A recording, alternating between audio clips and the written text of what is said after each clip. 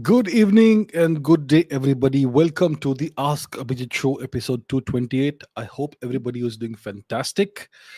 Uh, and let me see who all is there on the live chat before I begin with the Q&A. I can see uh, Mr. 88ers, Abhijit Chavda Light, Jaipreet Singh, Crazy Brain, Abhishek Barot, Somi Jain, Two Idiot NRIs, Ashish Pandel, Tanay Chandra, Pratik Kishore Acharya Chaudhary, Dr. Atul, Raja Akash Kumar, Sneha, Ankita, Rajorshi Gon, Dungar Singh Chauhan, Debarun Bhattacharya, Ashish Pandel, Vikram Geopolitical, Adil Kodzer from South Africa, Gnana Joshi, Gaurav Jat Mamli, Peter Estrada from Australia, Nayan Sahai, Global Citizen, Pranay Paul from Kolkata, Crazy Brain, Bharat First, Feminist Slayer, Raghuveer Solanki, Bai, Gautami, Geopolitical Dubey, Astra Tab, Krishna Raghunath from the Surinamese Netherlands, Pulkit Grover, Brijesh S.K.,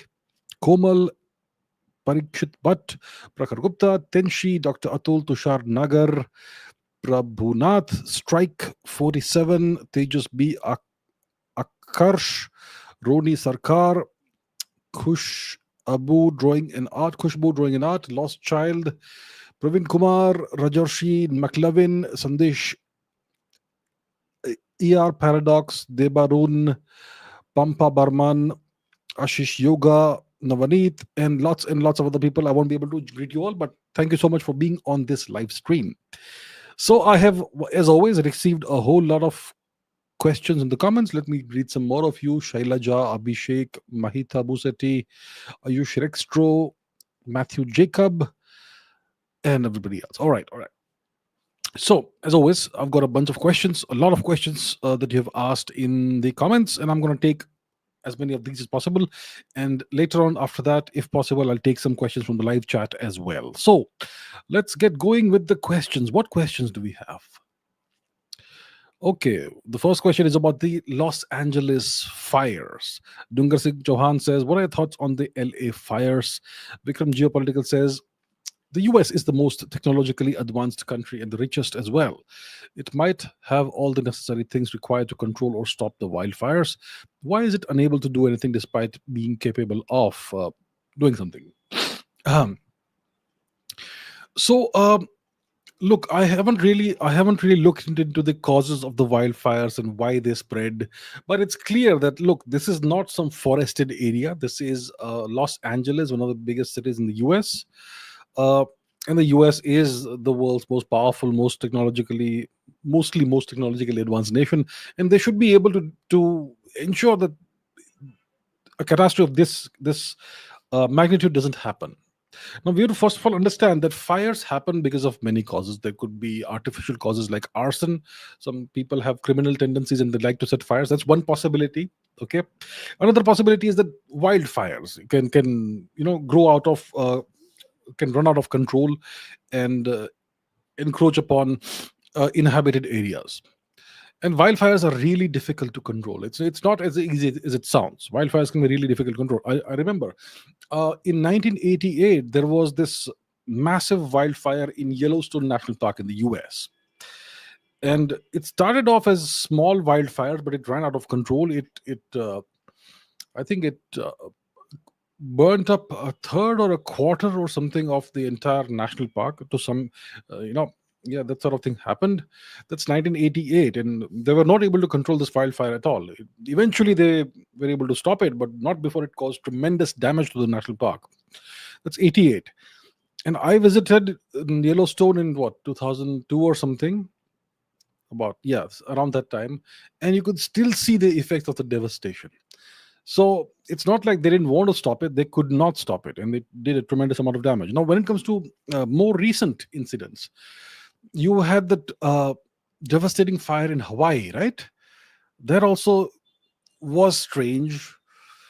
and there have been allegations put out in the US media and in the US, not by us, by the Americans themselves, that it was set on purpose, and the rich people wanted that land, which is like a prime real estate location, but it was, but the land was owned by localites who did not want to give it up and that sort of thing. So maybe that's why they set it on fire on purpose. That's the kind of claim some people have made in the US. When it comes to this fire in Los Angeles, once again, I'm not sure what the deal is. Apparently, a lot of the people who lost their homes were uninsured. Their insurance was cancelled recently, which is kind of strange and fishy. But look, it could be an accident. It could be something that the authorities could do nothing about, or maybe there could have been something behind it. We don't know for sure. We don't know. I cannot speculate. But what I can tell you is that if something like this happened in somewhere in India, then the entire global media would have come together to make fun of India and to accuse India of not doing enough for its citizens and all that. But if it happens in the US, it's all hush hush. So that's the kind of double standards you witness in the media, among the netizens on social media, and so on. If it happens in the West, if it happens in the US, nobody will raise any questions. If something similar happens in India, my goodness, everybody's going to point fingers. I remember we're talking about, I think somewhere early in the first half of the 2000s, uh, there was this big flood in Mumbai.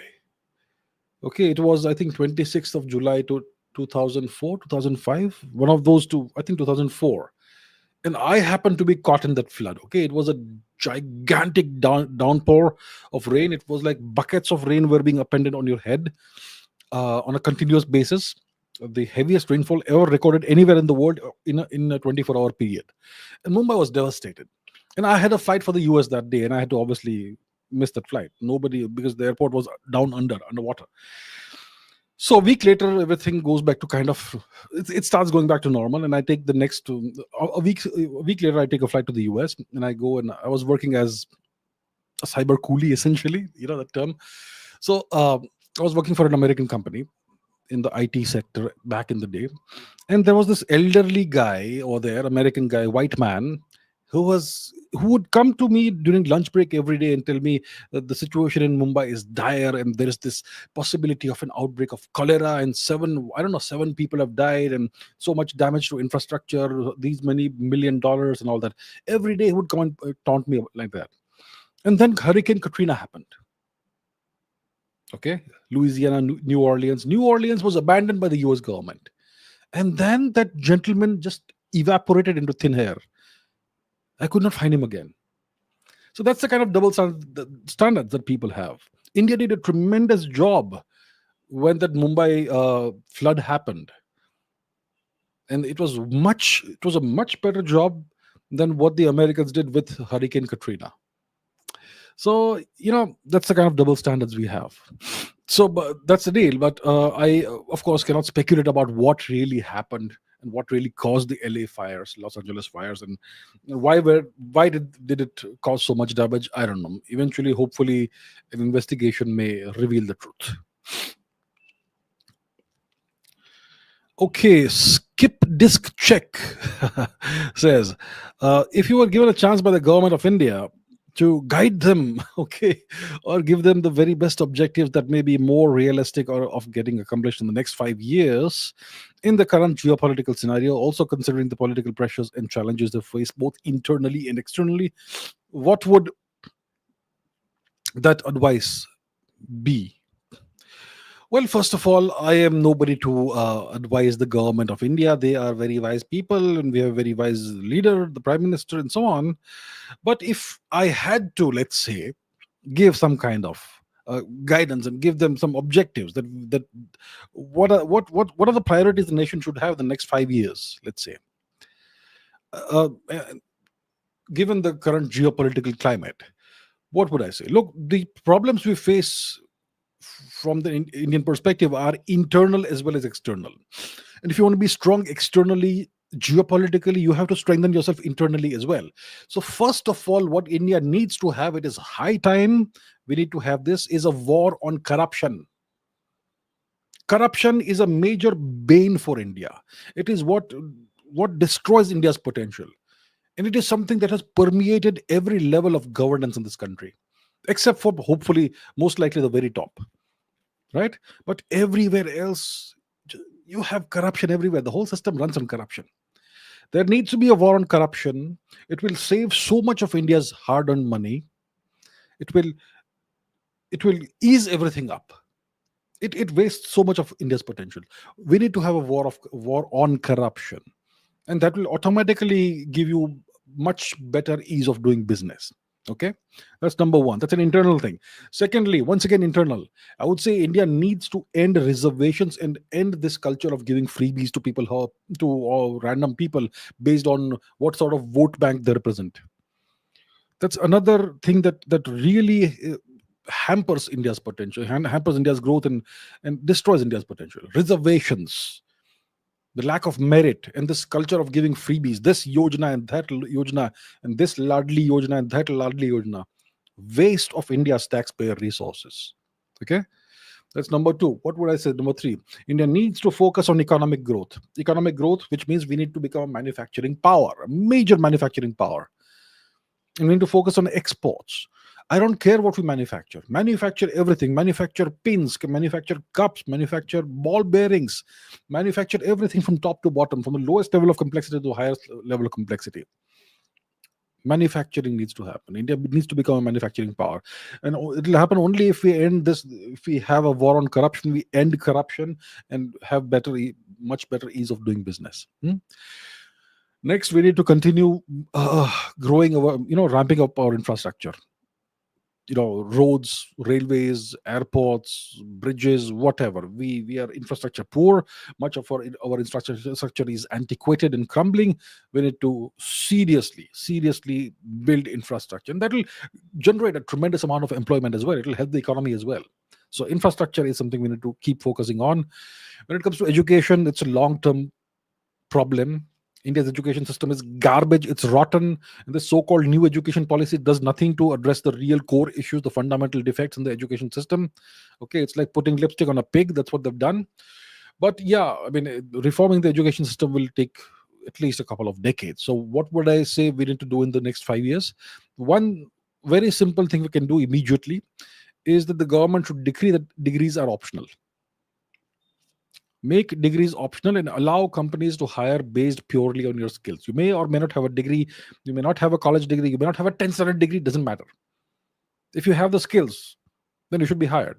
So you should be allowed to hire whether or not a candidate has a degree or not, just based on their skills. So that's something the government can do right now. But yeah, it would kind of destroy the education sector. I mean, the people who leech off the education sector, there's a tremendous amount of corruption there as well. But that's something that can happen, and that would really give wings to a lot of people. Next, we need to go all in on high technology, semiconductors, robotics, drones, artificial intelligence, machine learning, all of that. And it's not enough to have the greatest amount of adoption in the world of these technologies.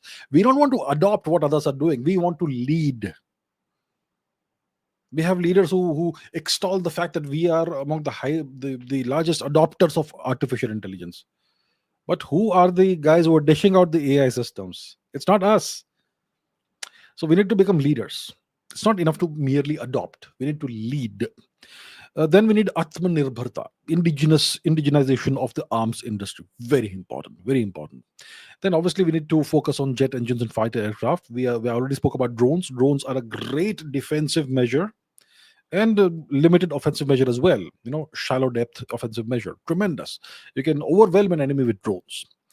But we also need to focus on jet engines. We need to anyhow acquire a high quality jet engine, buy, beg, borrow, steal, I don't care.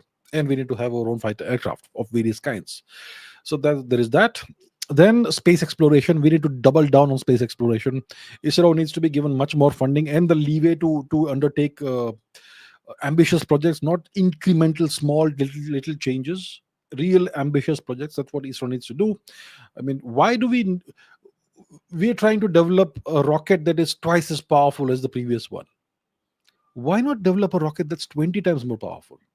We have the ability to do that, but no, we don't have the ambition. I'm sure the scientists and engineers at ISRO have the ambition, but it's the political leaders who don't have it. We need to focus on space exploration. We need to focus on building capabilities at scale. At scale. So once we demonstrate a certain capability, we need to start executing and using it at scale. Not once in 7 years. Okay, we went to Mars in 2000 whatever. Now we will wait 20 years to go back to Mars. No, send one spacecraft to Mars every year, and a better spacecraft every year. Of course, it costs money, but it's not a whole lot of money. And why can't we have an Indian Starlink? Hmm? Why do we need a foreign Starlink to beam the internet into India? Why can't we have our own constellation, our own Starlink? So we need to be ambitious. I don't see the ambition in the Indian political class, the leadership, unfortunately. And lastly, I would say that the West, we know, now we're talking geopolitics, pure geopolitics. The West uses religion as a geopolitical tool of interfering in our country. We need to end that. We need to ban that. And the government has been very defensive about this. We're doing nothing essentially about this. The West uses religion as a geopolitical tool, and we're seeing its effects everywhere. That needs to end. So these are the things I would say India needs to focus on. Obviously, it's very easy to give out a list and say that do this. It's much more difficult to execute, implement all this. But yes, that's why leaders exist. That's why we vote them to power, and we give them the resources of the entire country. Get this done. So this is what I would say India needs to do, and India's leadership needs to do in the next 5 years, 4.5 years. Half a year is gone, roughly. So yeah. So good question by Slip Disc Check. Vikram Geopolitical says ISRO has successfully completed the docking mission. What are my views? I think it's great, fantastic. It's extremely complicated, a docking mission. It's like let's say you have a bottle with a lid, right? It's apparently very simple, superficially, from a certain perspective. You take the bottle and you screw the lid on. That's it. But imagine doing that in space. Two satellites, they have to dock precisely, and the two satellites need to come together, and the locking mechanism needs to lock in place. It's extremely complicated when you're out there in Earth orbit, you're traveling at I don't know what at orbital speed around the planet. So that's extremely complicated. It's a very delicate operation. The minutest of mistakes can destroy both the spacecraft. And I think only three other nations have the ability to do this: the US, the USSR, which is Russia now, and the Chinese have done that.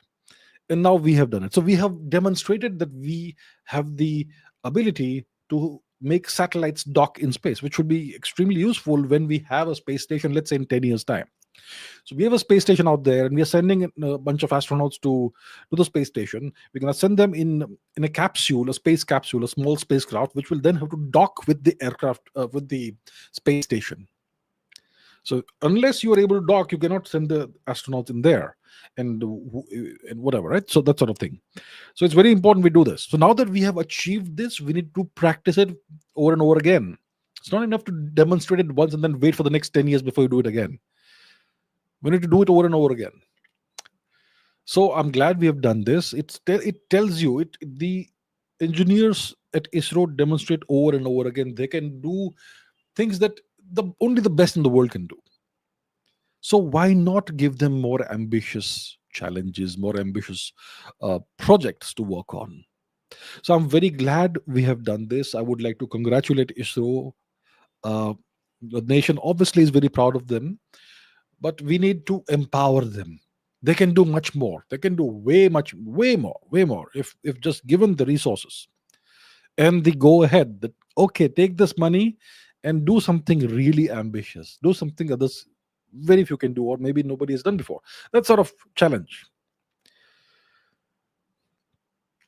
Okay, Vikram Geopolitical has two questions. What effect will the 2025 Mahakumbh have on India's soft power? How does the world look at this festival? The BBC described the Mahakumbh as naked, ash-smeared ascetics to lead India bathing spectacle, but the BBC calls in England's nudist festival the biggest naturist festival. How come some traditions are seen as natural while others are judged differently? What are your thoughts on this? Okay, let me take the second question first. What are my thoughts on what the BBC has said? Well, they are simply doing what they've always been doing: super racist, super Hindu phobic, and they hate India. And the BBC is this old, antiquated, colonial era organism, legacy media organization of the British Empire, and they have the good old British Raj era attitudes towards India. And they obviously are extremely jealous of the fact that India has gone way past the UK in terms of geopolitical relevance and hard power. So they are very jealous, and they are very resentful of India. And the Hindu phobia obviously has always been a component of their India coverage. Um, and they will often use Indian origin people to peddle this Hindu phobia. And the BBC, what's been happening in the UK, right? It's all around. It's now finally, after several decades, become big news. The rape scandal. I don't know how many thousands l- of of little English girls were exploited by Pakistani rape gangs. It was going on for decades. And what did the BBC do about that?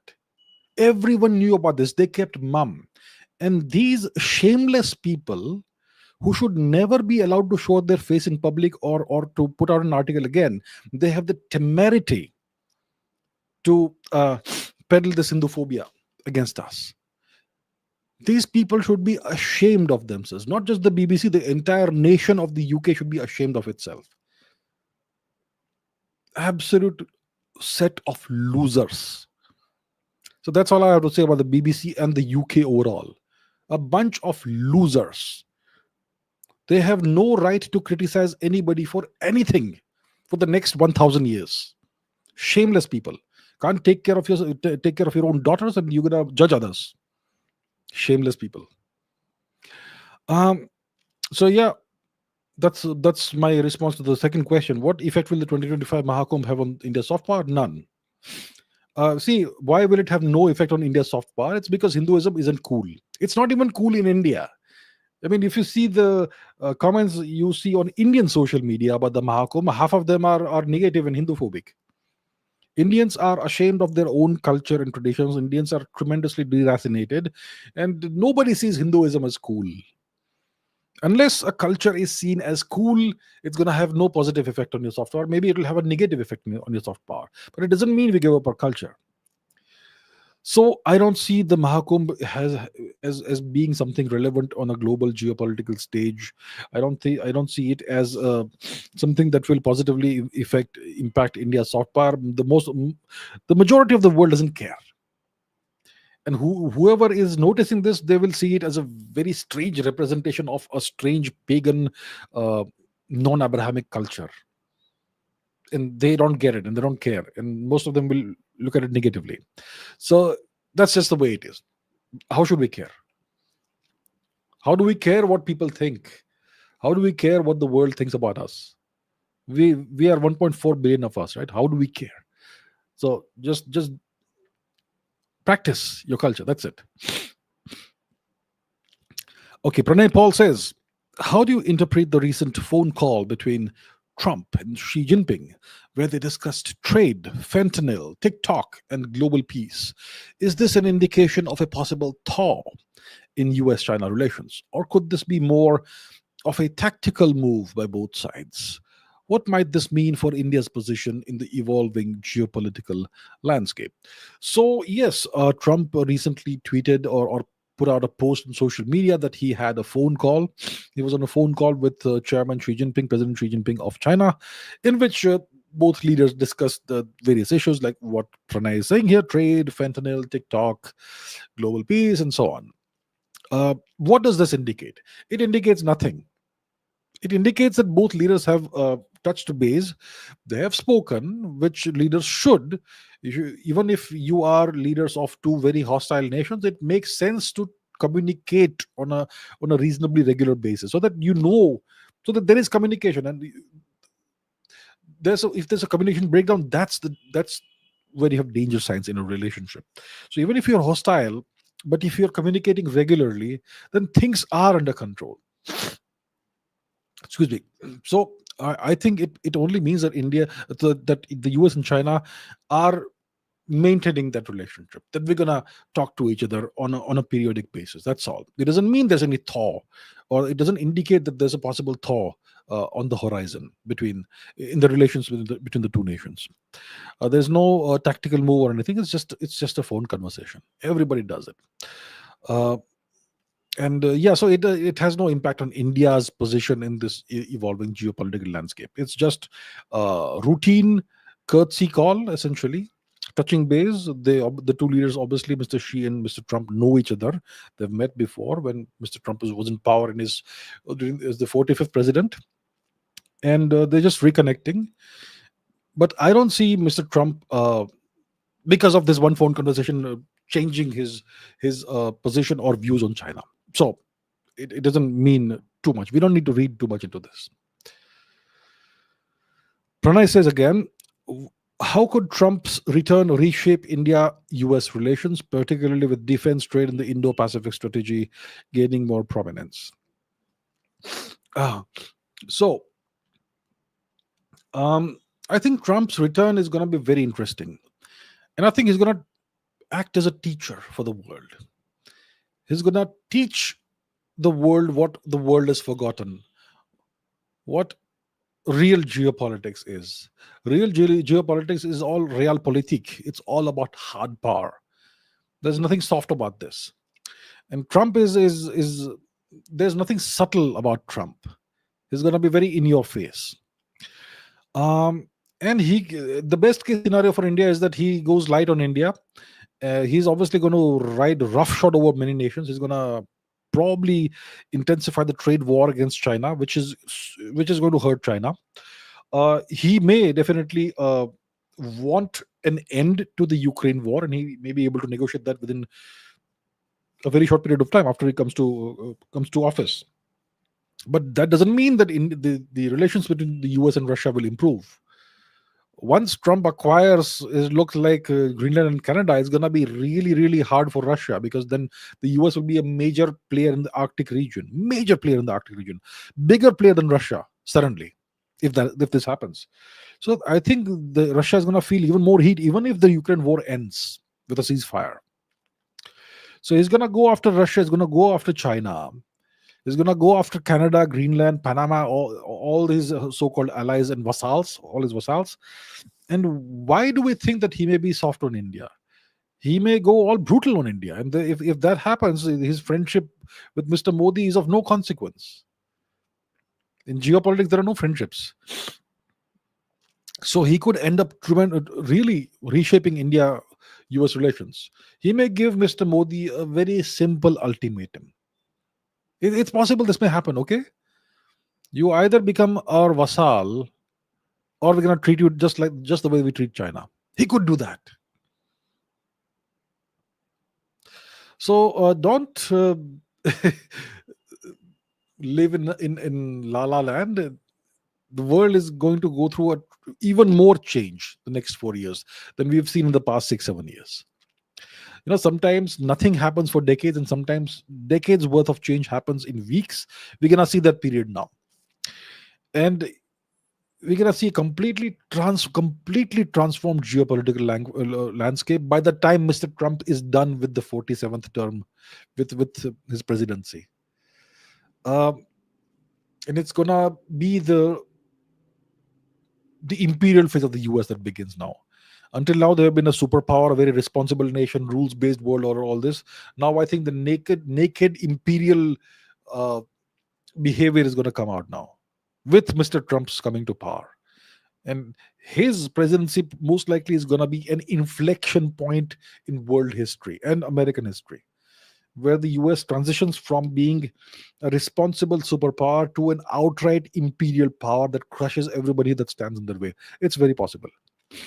So that's what I suspect will happen.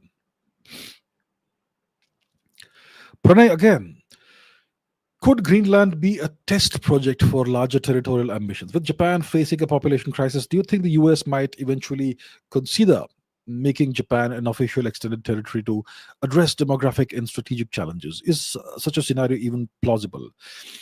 So, look, uh, Greenland, it's not a test project. If the Americans want it, they'll take it. And there's nothing Denmark or the EU can do to stop them. They won't even dare. Okay. All the US has to do is to land a couple of aircraft there and a bunch of soldiers. 200 soldiers is enough. Nobody's going to stand in their way. So if Trump wants it, it's a fait accompli. It's done. It's done. When it comes to Canada, do you think Canada can stop the Americans from just taking over? They're going to take over if they want to. And that also may likely happen. So it's not a test project or anything. If Trump decides this will be done, it will be done very fast. Now, when it comes to Japan, Japan is indeed facing a terrible population crisis.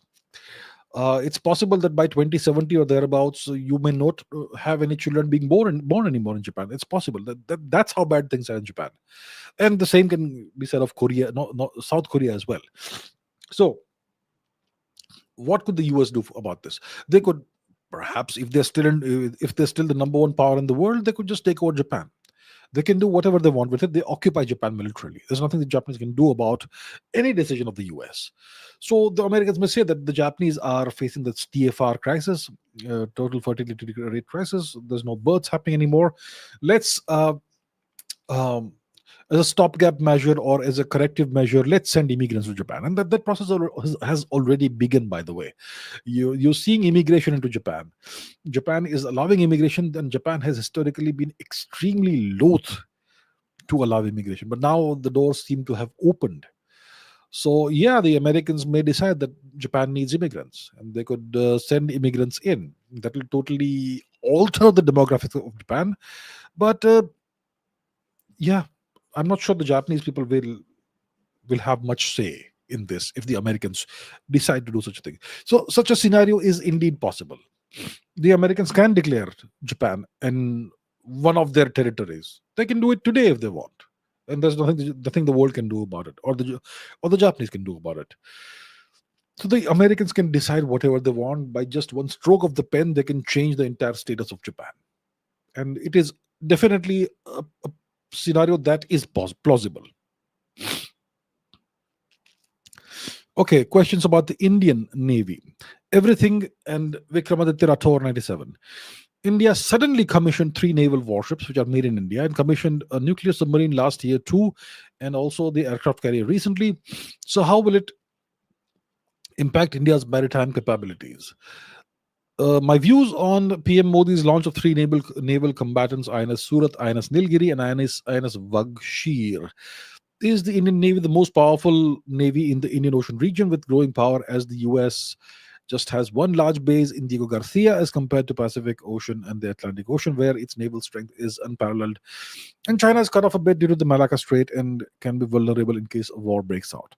So, yeah, a couple of days ago, yesterday, the day before yesterday, or whenever, Prime Minister Modi inaugurated, he launched 3 warships, the ones that are referred to over here in the second question down below. INS Surat, INS Nilgiri, INS Vagshir, one of which is a non-nuclear submarine, one of the Scorpion class submarines. So definitely a boost to India's naval strength, naval firepower. And we recently had a nuclear submarine, the second operational one that was commissioned. And we also have an aircraft carrier that is reasonably new. So all that is going on. So yeah, it makes India a significant naval force in the Indian Ocean region. Now we haven't seen the map thus far. It's already half an hour in, so let's take a look at the map. Give me a second. Let's put that on the screen. The map. So, excuse me. Let's take a look at the Indian Ocean region. So obviously, there's one nation that dominates the Indian Ocean region, which is India. It juts all the way down almost to the equator. And India is obviously the very major economy, and India has a significant naval power, which is all great, which is why India is undeniably a major naval power in the Indian Ocean region. Now let's take a look at the other powers in the region. Australia is an Indian Ocean nation, but it's not that powerful. It used to be until the 1990s, but Australia today is merely a staging base for the US. It's like US owned corporation or US owned territory. So Australia, you can see it as a proxy for the US. But the Americans don't have too much naval assets, too much naval power deployed in Australia. Uh, then who else do we have? China, obviously, but China is cut off from the Indian Ocean region to a large extent because of the Malacca Strait. They do deploy submarines in the Indian Ocean region on regular patrols, routine patrols, but they are unable to deploy any large number of warships because their naval assets are all tied up in the South China Sea region, the East China Sea region, and because of the island chains and all that, and they have a lot of adversaries in this region, so they are compelled to deploy their naval strength in that region, in the eastern region, the Philippine Sea, the South China Sea, and so on, the Sea of Japan. Not really that, but they have Pacific ambitions and Indian Ocean ambitions, but they still are unable to operationalize those. So China is to some extent a player. Iran isn't a very major naval power, neither is Pakistan. So, and the Americans have, like you say, a base in Diego Garcia. Now, the Americans have a couple of vassals, East and West Pakistan, and they may acquire that island, that Saint George or whatever island it is over here, Saint Martin's Island, right? They may acquire it, but that may be in the future. So right now they only have one major base in the region, which is Diego Garcia, which is a very major base, of course, from which they can project power. And they have a naval base in Djibouti, and I'll not go and show there. But the Americans have a very significant naval and military presence in the West Asia region, in Saudi Arabia and Oman, this entire overall region. Not sure about Oman, but Saudi Arabia definitely, very much, and so on. But one power that we don't really consider is France. And France is a major Indian Ocean power. Uh, you see these islands over here, the French southern and Antarctic islands, that's a French possession. There's more islands over here. Then you have Réunion, which is a French territory. It's owned by France. They have that. Uh, and so the French also have a significant stake in the Indian Ocean region and a significant naval presence. And India and France cooperate to a certain extent, to a significant extent, of course, navally. But you can actually consider France to be a proxy for the US. So overall, if you look at all this, what I could say is that India is the number two Indian Ocean region power. The number one power is going to be the US naval power. Despite the US having very few bases here, they still are the number one naval power in the Indian Ocean region. And India needs to invest a lot more in its navy, a lot more. We need numbers. Quantity has a quality of its own, like Joseph Stalin said. So I would say it's a very good development that we have launched 3 new warships, but I think we need at least 30 to 50 more warships. We need to have a submarine strength of minimum 30, I would say, which means that we have at any given point in time 10 that are deployed operationally. Because here's the deal in naval assets. If you have 3 naval assets at any given point in time, only one is deployed where it needs to be. One is either being refitted, and another one is either coming back to base or coming from base to the deployment region. That's the rule of thumb for Navy. If you have 3 assets, only one is deployed at any given point in time. So if you have 30 submarines, you can deploy 10 on a best case scenario. If you have 15 or so, like we have, it means at any given point in time, we may have maximum 4 or 5 deployed, which is a bad state of affairs. So India needs lots of submarines. And we are very slowly at snail's pace going in that direction. We need to uh, hasten up. Okay, Sun Moon says, why are some political analysts debunking the deep state? Well, I'm not aware of who's debunking or not, or claiming it doesn't exist. But recently, Trump put out a statement in a video about what he's going to do about the deep state and how he's going to dismantle the deep state. So when the US president talks about the deep state, I mean, that's the most powerful office in the world, right? It has its own credibility. He's the president elect, but he's a former president and is soon going to be the president again. So when he says something, it's credible, right? And he was talking about the deep state. Now here's the deal: when he spoke about the deep state, he wasn't. See, when I talk about what they call the deep state, I'm talking about an extra governmental, extra electoral, extra democratic center of power that is kind of permanent, and that is more powerful than the US government and the US president. And it's very clear by now that that does exist. I mean, Biden and Kamala Harris were not in power. I mean, they were in office, they were never in power. Somebody else was running the country. So when Trump says I'm going to go after the deep state, and he talks about cutting down on the bureaucracy, pruning the bureaucracy, he's trying to claim that the bureaucracy is the deep state. So he's trying to obfuscate what the deep state really is, right?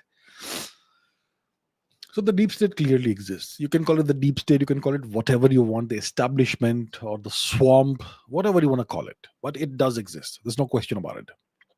A bunch of very small number of very, very powerful people, very wealthy people who have turned wealth and power into interchangeable, fungible commodities. And we don't know who they are, but they clearly do exist. This small grouping of people, maybe a medium sized grouping of people, we don't know who they are. And they never go out of office or power because they're never in office. They're an extra democratic power center, permanent power center. And that's not the bureaucracy. So I don't care what experts say, don't say, so-called political analysts and all. It doesn't matter. We can see that certain things do seem to exist.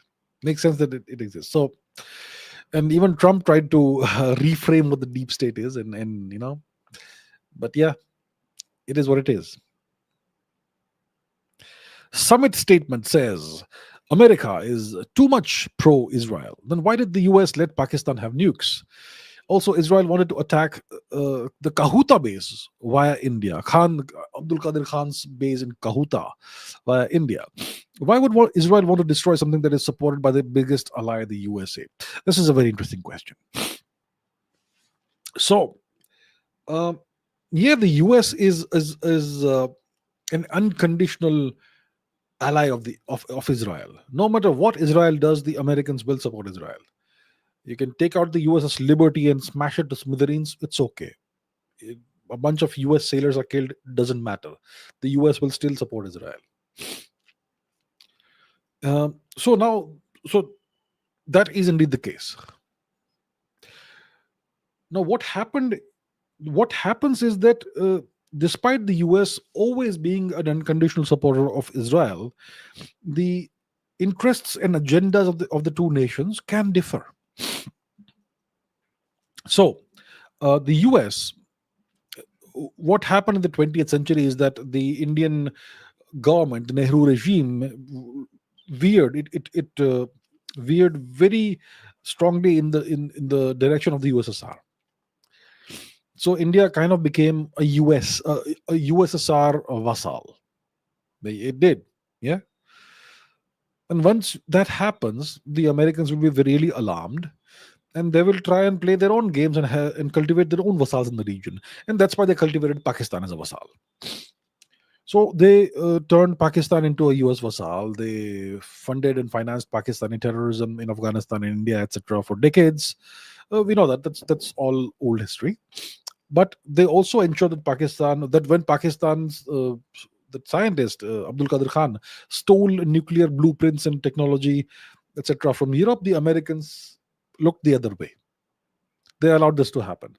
And there was some Chinese involvement also, because the Chinese passed on some nuclear weapon technology which had been tested in Tibet, Lopnur, which apparently was a North Korean design. So the Americans, the Chinese, they colluded in turning Pakistan into a nuclear power. And you know that the Americans and the Chinese were on the same page after the visit of Nixon and Kissinger in the 1970s to China, when Mao Zedong was still alive.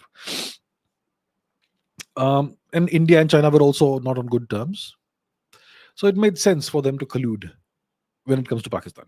So they ensure that Pakistan becomes a nuclear power, a de facto nuclear power, or an undeclared nuclear power by the 1980s, maybe the early or mid 1980s. Okay, now So Israel, obviously, their eyes and ears are everywhere, and this alarms them. And the Israelis often do things that the Americans don't want them to do. And then they say, okay, now deal with it. So what the Israelis decided was that they would bomb. So in, I think, 1981, the Israelis had bombed the Osirak reactor in Iraq, Saddam Hussein's Iraq. And that destroyed Saddam Hussein's hopes and ambitions of becoming a nuclear weapons power, of Iraq becoming a nuclear weapons power. And now the Pakistanis were developing the Kahuta reactor. So the Israelis wanted to destroy that as well. So the Israelis talked to the government of India, Mrs. Gandhi's government, and it was decided that there would be Israeli planes that will take off from India, maybe from Jamnagar, maybe from somewhere in Punjab or something. They will go around the Himalayas, use the Himalayas as a shield, and then enter Pakistani airspace and take out the reactor. So a bunch of F-16s with F-15s for protection, that sort of thing. And this almost went ahead once or maybe on a couple of occasions. But the Americans intervened and told, I don't know what they told the Israelis, but the Israelis pulled out of this entire mission, this project. So we don't know what was discussed between the Americans and the Israelis. We don't know what the Americans told the Israelis and what promises the Israelis extracted or did not. But there was the end of it. And after that, there was no Indian attempt to take out the reactor in Kahuta, and the Israelis stayed out of the matter.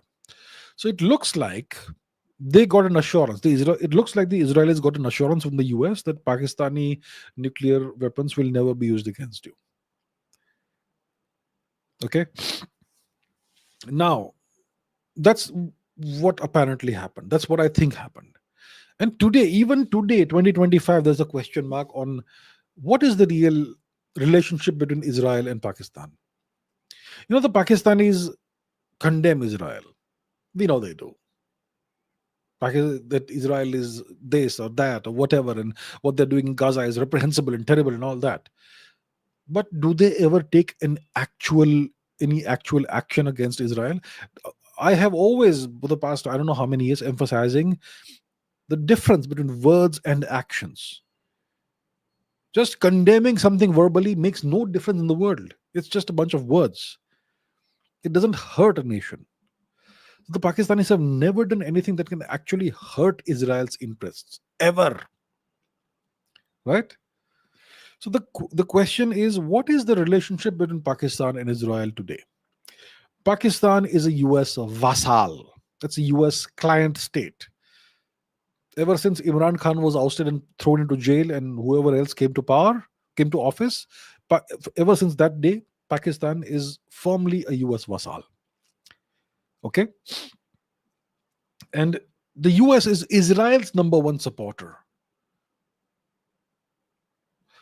So one is the US vassal, and one is the US's number one ally. So clearly these two, the vassal and the ally, cannot be enemies. Makes no sense. My question is, today, as of today, 2025, what is the relationship between Israel and Pakistan? I'll assure you, the two nations, we know that they don't have diplomatic relations, diplomatic ties, but I assure you there will be some track to track diplomacy going on at some levels between the two nations. So it's a complicated world, it's a complicated relationship, and the Israelis have been given the assurance that Pakistani weapons, Pakistani nukes will never ever be used against them in any circumstances. If that assurance was not there, and if the Israelis did not believe the assurance, they would have taken out Pakistan's nuclear weapons power program at the first possible opportunity, which was in the early 80s. And they would not have tolerated Pakistan becoming an actual demonstrated nuclear weapons power. They would not have tolerated that. They know it will now be used against them. They have that assurance.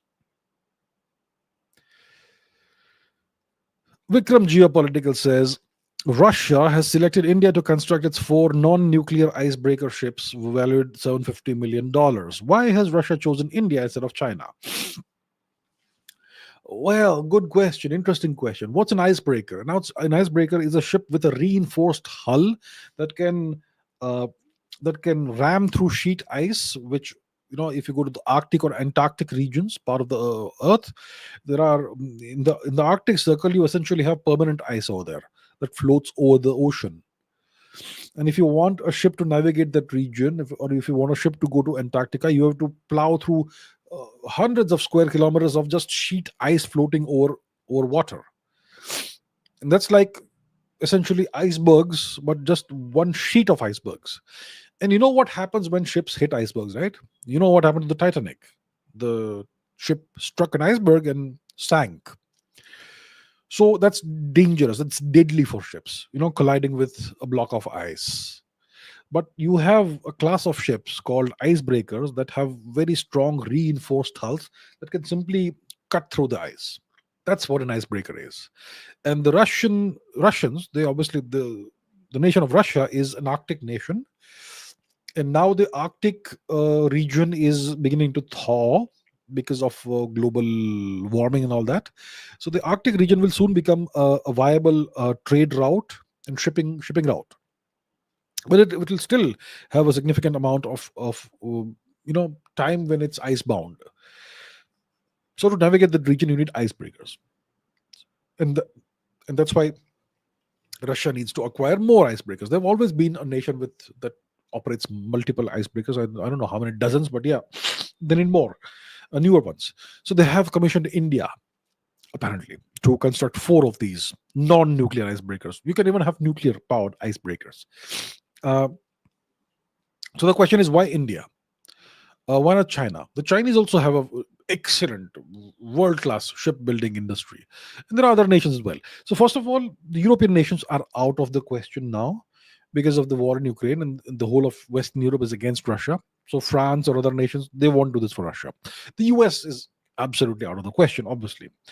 Uh, South Korea is a US vassal, a US client state, so they won't do it for Russia. Neither will Japan, which is a US possession, US occupied territory. Japan also won't do it for Russia. So the only options left, major options, are India and China. And apparently China's shipyards are occupied until, I don't know what, 27, 28, maybe 2030, thereabouts. That's why the Russians have chosen India. So good for Russia, good for India, good for the relationship. And that's probably why they have chosen India to take up this project. Vikram Geopolitical asks, how will China react to the $450 million India-Indonesia Brahmos deal? Or will it not react, considering that share of the deal also goes to Russia? Okay, let's be realistic about the Brahmos missile. Okay, would you like to hear some truths about the Brahmos missile? It's a great missile. Yeah, we know that. It was the world's fastest cruise missile 20 years ago. It was the world's fastest cruise missile until the 2010s, the first half. Today, you have cruise missiles that far exceed the speed of Brahmos. So the Brahmos is still a great missile, but it's by no means the best missile in the world, best cruise missile in the world anymore. Okay? And you will have nations like China that may possibly have developed some kind of defense against the Brahmos, or a Brahmos kind of missile, Brahmos class missile, PAT Yakhont class missile. Okay. Of course, if India were to sell 10,000 Brahmos missiles to Indonesia, that would set off a billion alarm bells in China. But if you sell $500 million worth of Brahmos missiles, it's not going to alarm China too much. And China and Indonesia don't have a very hostile relationship. Of course, China does claim Indonesian territories, and I don't know what islands they claim Indonesian territory also, but that's okay. So this sale of about $500 million worth of Brahmos missiles won't really alarm China. And of course, Russia will also get a cut of the share because Russia is a stakeholder in Brahmos. So I don't think it will alarm China too much, this deal. So yeah, that's how I see it. And please understand, the Brahmos is no longer the world's best cruise missile. I think the Zircon is now the world's deadliest cruise missile. It's a Mark 9 or Mark 10 missile. The Brahmos is Mark 2. So You're going to have a Brahmos next generation, which will be a lighter missile, uh, perhaps hypersonic, which is Mach 5 plus. I'm not sure what the deal is. I don't know how long it'll take. Maybe sooner, maybe later. I'm not sure. But the Brahmos is no longer the scariest missile in the world. It's still a deadly uh, weapon to have in your arsenal for sure. But yeah, that's where we are today. Adanek says, can you do a video on African geopolitics future? I'd love to do that. Africa is a region that really interests me very much. And for whatever reason, very few people care to look at Africa, understand what's happening there, and make videos about Africa or whatever. I'm one of the people who is genuinely interested in Africa. And I've made some videos about Africa.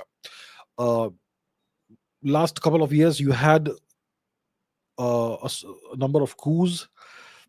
Um, so I had covered that in the Sahel region, in Burkina Faso, uh, and so on. The Niger coup, whatever was happening there, coup in Niger, and there's a whole situation in that region, Burkina Faso, and all that. The ECOWAS region. So I have made a few videos about that, and I would love to continue doing that. Now, Africa is obviously a gigantic continent. It's the largest continent the world, the planet has. And so many nations, so many cultures, so many different geopolitical scenarios, so many climatic regions. Uh, so it's hard to make one video about the entire geopolitical future of the entire continent. But you can take it from a region to region basis, maybe East Africa, West Africa, Southern Africa, the Sahel region, Central Africa, Northern Africa. You can do it separately, and I would love to do that as and when the need or opportunity arises. Uh, or maybe I could just do a few explainer videos about what the different regions of Africa are and all that. So I would say that yeah, it's a great suggestion. Thank you for the suggestion, and I certainly will love to do that. Going, yeah, in the future. Okay, Shubhankar Kulkarni says Norman French was the official court language of the English crown since the time William became king. So, how and when did the transition of French to English as the court language happen in English monarchy? Was it during the Tudor era? Okay, interesting question. We're talking about history now. so, uh, so you're right. Norman French became the official court language of England uh, from the year 1066 onwards. The year 1066 was the year that William the Bastard became William the Conqueror. Okay, he was an illegitimate son of his father. And his father had to go on a crusade, and he had no legitimate children, so he was forced to declare that his illegitimate son William was the heir to the Duchy of Normandy, to become the next Duke of Normandy if he did not come back from the crusade. And as it happened, he died in the crusade or on the way or wherever. So this young boy, I don't know, he was 11, 12, whatever his age was, he was illegitimate. He became the Duke of Normandy. And for the rest of his career, for a significant portion of his life, he was called William the Bastard. But the year 1066, he crossed the English Channel with a bunch of ships, and he landed. Where did he land? Hastings? Yeah, probably Hastings. No, Stamford Bridge. One of these two battles. And the poor English king, Harold, he had to fight two battles in a week. One battle against the Vikings, led by Harald Hardrada, and a traitor brother, Harold's own brother. So he wins that battle. He gives Harold Hardrada what he asked for, 6 feet of land in England. And then he hears word that a Norman force has landed all the way down south. So he has to march his exhausted army hundreds of kilometers all the way down south. And then he meets uh, William at Hastings, I believe. And yeah, he gets unlucky. He catches an arrow in his eye, and that's the story. Uh, so that's how the Normans conquered England. That is the last time ever that England was successfully conquered, the year 1066. And that's the year that Norman French becomes the official court language. So before that, Before Norman French, you had the Anglo-Saxon language, that which is Old English. That was the court language in France, and uh, Britain was invaded by Angles and Saxons, two Germanic tribes, around 410 or so AD. Okay, the leaders of the invaders were Hengist and Horsa, the stallion and the horse.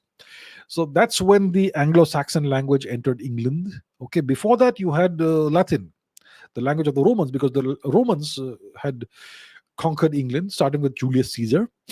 So Latin was the official court language as long as the Romans were there. And before the Romans arrived in England, where you had various Celtic languages that were, or Brittonic languages, Pictish, Scottish, Brittonic, Celtic languages, etc., which were the official court languages, which would have been the official court languages. So 1066, Norman French becomes the court language. Now what happens is, and it remains the court language of, and the prestige language, the language of the elites, for at least a couple of centuries. For example, one of the greatest of the English kings is Richard the Lionheart, right? He lived in the 12th century AD, the son of Henry II and Eleanor of Aquitaine.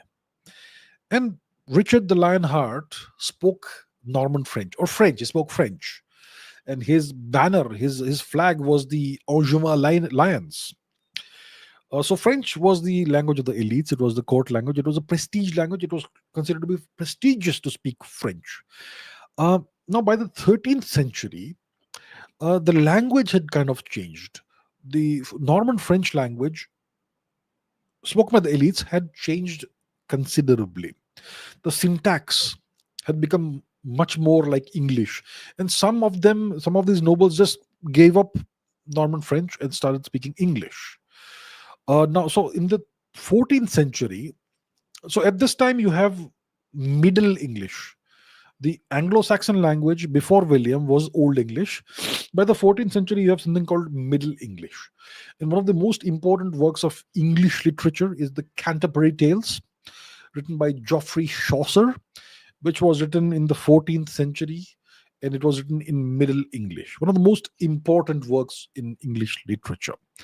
And it depicts a storytelling contest by a group of pilgrims as they traveled together from London to Canterbury, okay, to visit the shrine of a saint, Thomas Becket, at Canterbury Cathedral.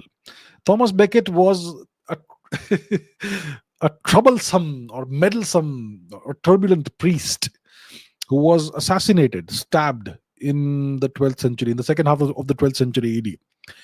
And he was assassinated because the king, the father of Richard the Lionheart, Henry II, he said to no one in general, will no one rid me of this troublesome priest? So he said this in his court with his knights present, but he did not order anybody to go and assassinate the guy. But it was considered to be an order. And a couple of his guys went ahead and did the assassination. So that I'm digressing now. It's a different story. So in the 14th century, Middle English was spoken by the people of England, but Norman French was still kind of the elite language or the prestige language. Then in the 14th and 15th centuries, you had the 100-Year War between England and France. It was set off when the King of England made a claim to the throne of France, because the French king died without leaving an heir and all that. So during this 100-year war between England and France, French came to be seen as the language of the enemy. And that's when, the whole tide changed, the tide turned, and the aristocracy, the elites, also adopted Middle English as the court language. Uh, so you're talking about the Tudor era, obviously. So you had a transition from the Norman era, which is the lineage of Henry of William the Conqueror, which still exists today. Every single king or queen since 1066 AD has been a direct descendant of William the Conqueror. But there was this period which was the Norman period, when the kings were outright Normans. Kings and queens were outright Normans. Then you had the Plantagenet era, Their last king was Richard III, the guy with the hunchback. He had scoliosis. His skeleton was recently discovered after half a millennium in obscurity. So the last Plantagenet king died in the Battle of Bosworth Field. He lost to Henry VII, Henry Tudor, and that's the beginning of the Tudor period, which starts in the late 1400s and goes all the way to the beginning of the 17th century, which included the Elizabethan era. So that's the Tudor period in which the court language was whatever English was spoken at the time, Middle English or whatever. But it's not during the Tudor era that the language changed. It changed during the Hundred Years' War between the English and the French. That's the 13th. That's the 14th and 15th centuries. But very interesting question, because it shows you how languages change, languages evolve. You had Celtic languages, then you had Latin, then you had the Anglo-Saxon language, Old English, then you had the Norman French period, then you had Middle English, and then you have uh, Shakespearean English, and then present day English. Very interesting mechanics and dynamics of change, linguistic change, societal change, and so on. Okay, Muscovite says, previously you spoke about similarities between Indra and the European gods of thunder like Perun, Zeus, Thor, etc. In Christianity, there's a saint, George the Victorious, or Saint George. It's a man on a horse killing a snake or a dragon. It depends on the version of the story.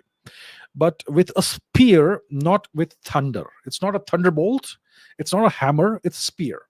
The Indo-European gods have the Vajra or the thunderbolt, which is also a hammer. Right. So Saint George is a Christian legend. It's unimpressive, at least because barely anyone knows it. But everyone knows the image of George. The small fame of the legend doesn't match the enormous respect and widespread the image has at all. The image of Saint George is everywhere. Russia, Georgia, which probably got its external name because of the huge respect to the saint in these lands. It's in Rome, it's in Western Europe, including British lands, and it's not only a religious symbol but a state symbol as well. Do you think it's the same image as these ancient gods, or am I wrong? Please take a look, and I advise you to enjoy the amazing golden memorial of Saint George from Tbilisi, Georgia. All right, thank you. I'll check it out if I can. Okay, we're talking about Saint George. So Saint George was a Roman soldier during his lifetime, and he died sometime in the beginning of the 4th century AD. And he is venerated as one of the great saints of Christianity. Now, let's Google it. Let's see the image, the iconography, shall we? Let us go to Google, and we shall Google Saint George and the dragon. Right? Yes. Where's Google? Here it is. Saint George and the dragon. So what's it look like? So here is the classical iconography, the classical image. Saint George on this steed, on the horse. He's got the spear, and he is spearing this dragon. And you have various representations of this legend or this myth, right? Saint George, and there's this lady over here. So that's the story. So the story is that there was this dragon that was terrorizing the people of a town in Libya, North Africa, during the lifetime of Saint George. Okay, that's the story. And to appease the dragon, the people of the town had to sacrifice livestock, sheep or whatever, to the dragon every day. And eventually they unfortunately ran out of livestock. So then they had to resort to sacrificing humans now. So they would decide every day or whenever, by consensus, that so and so person will be chosen. And then one day it was the turn of the daughter of the king, the princess. And so she had to do her duty. So she goes to the place where the dragon lives, and on the way over there she's crying, obviously, because she's going to her death. And she meets this guy, Saint George, and George asks her, why are you crying? And she says that I'm going to the place where the dragon is, and I advise you to please run away because the dragon will kill you otherwise. And Saint George says, no, how can I allow this to happen? I'll go and meet the dragon. And so, according to the myth, he goes and fights the dragon, and he spears the dragon from his horse, and he kills the dragon and saves the princess and the city. That's the myth. Okay, and it's a very powerful and very that sort of story. And Saint George is one of the most venerated saint in Christianity. Now, like Muscovite says over here, it's not merely a religious symbol; it's a state symbol as well. Now, what does he mean by this? It's a very important point he makes, and let's go back to the screen now. It's a very important point he makes. Let's put this back on the screen. But now we're gonna say Saint George Cross, and this is what I mean by the Saint George's Cross. You see this? I'm sure you've seen it somewhere. It's the official flag of England. Okay, St. George Cross, Indian Navy. Check this out. This is the flag of the Indian Navy, or it used to be at least. I hope it's no longer the case, but I mean, independent India was still holding on to this invasive thing. So the St. George Cross it's the emblem or flag of England. So now the question is the St. George myth a continuation or an appropriation of the pre-Christian Indo-European mythos of Indra or Thor or Perun or Jupiter or Zeus fighting the sea monster, which was originally Vritra. So Indra fights Vritra. That's the oldest version of the story. Of the story, the Rigvedic times. Then you have Jupiter fighting Typhon. You have Zeus. Jupiter comes later. Zeus fights Typhon, and Jupiter also fights a sea monster. Then and so on. Long story. So is the Saint George story with the dragon a continuation or appropriation of the Indo-European myth? Is the question. I don't think it is the case. I'll tell you what it actually is. The Saint George, let's go back. Saint George and the dragon. So you see this, a horseman on with a spear and spearing a reptile. That's actually an image that you see that's very old. It's the Thracian horseman. You see this? So Thrace. Now you'll ask me what is Thrace, and I actually should tell you what Thrace is. So let's first go to the map, and I'll show you what Thrace is. Thrace is a geographical region. If you go to Turkey, okay, Turkey. So Turkey is a nation that's like 90% in Asia and about 5%, let's say, in Europe. And the boundary between Europe and Asia is supposed to be the Strait of the Dardanelles and the Strait of the Bosphorus Strait, which passes through Istanbul. So half of Istanbul is in Asia, half is in Europe. So if you look at the European portion of Turkey, okay, west of Istanbul, west of Constantinople, that region was the historical region of Thrace. And it was, you could say, a region where during the Roman times, you had Scythians who lived there, the European Scythians. The majority of the Scythians lived in Asia, many of them in India as well, but you had European Scythians who lived here. So Thrace is this region. And it is from there that you get this iconography of the Thracian horseman. Let's put that back on the screen, Thracian horseman. So this is the Thracian horseman. As you can see, it's a guy on a horse, and he is brandishing a spear. And over here, you will see that he is going towards a tree on which there is this big snake, right? There's a snake that is entwined around a tree, and he is going after that snake. And you will see that in multiple images, the snake thing. This is a broken version. Sometimes it is him spearing a crocodile. In this case, you have a crocodile. In other cases, over here also you have a snake. So this is the original image that was reappropriated, or rather appropriated by the Christians. You have a snake here as well. You see the UNESCO image. So that's the Thracian horseman, and I think that's the one that was taken as the template from which the Saint George myth was created. So it's not Indra or Jupiter or Zeus this time or Perun. It's the Thracian horseman. So see, Christianity was this new artificial religion that came up about 2,000 years ago, and it was imposed on Europe by force by through a considerable amount of violence. And what they did was they appropriated pre-Christian religions and traditions and superimposed Christianity on those, because people were used to celebrating festivals on certain dates, so they reappropriated and recycled those dates as Christian festivals, and they appropriated some iconography, some legends, and turned them into Christian legends. So this is an example of that. Saint George and the Dragon. It's nothing but an appropriation of the Thracian horseman legend or myth or whatever it is. But yeah, it's a very interesting question that you asked. Oh, here.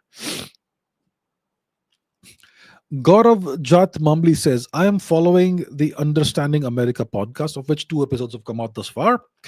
Loads of interesting information in it, and I love it. Thank you very much. Thank you very much. A question which arises into one's mind is that who are the Native Americans? The Aztecs, the Incas, the Mayas, the Mohawks, the Inuits, the Choctaw, the Cree, the Beothuk, and so on and so forth. So many different tribal groups. The Apache, um, so on and so forth. So, who are the Native Americans? What's their origin is the question, right? Are they steppe people? How did they end up in that part of the world? Now, to answer this question, we have to obviously take a look at the map. Right, where's the map? Let's put that on the screen. So there's a number of schools of history, schools of thought over here. So one school of thought. So the majority consensus for a very long time has been that we know that we had an ice age which ended about 11 or 12,000 years before today. Okay, and the ice age lasted at least 10-15,000 years. What was the last glacial minimum? Was about 20,000 BC or something around that time. You can look it up. Okay, I don't have it memorized, but during the ice age, this region of the world, the Bering Strait region, was completely iced over, which means that there was a land bridge between Asia and North America. And it is believed that there was a migration from Asia into North America over this land bridge. And if you look at the facial features, the phenotypes of the Native Americans, wherever they live, North America, Central America, or South America, they look kind of like, from their facial features, they look like people from Eastern Asia or Mongolia. That those facial features are pretty clear to see. You can see the similarities there.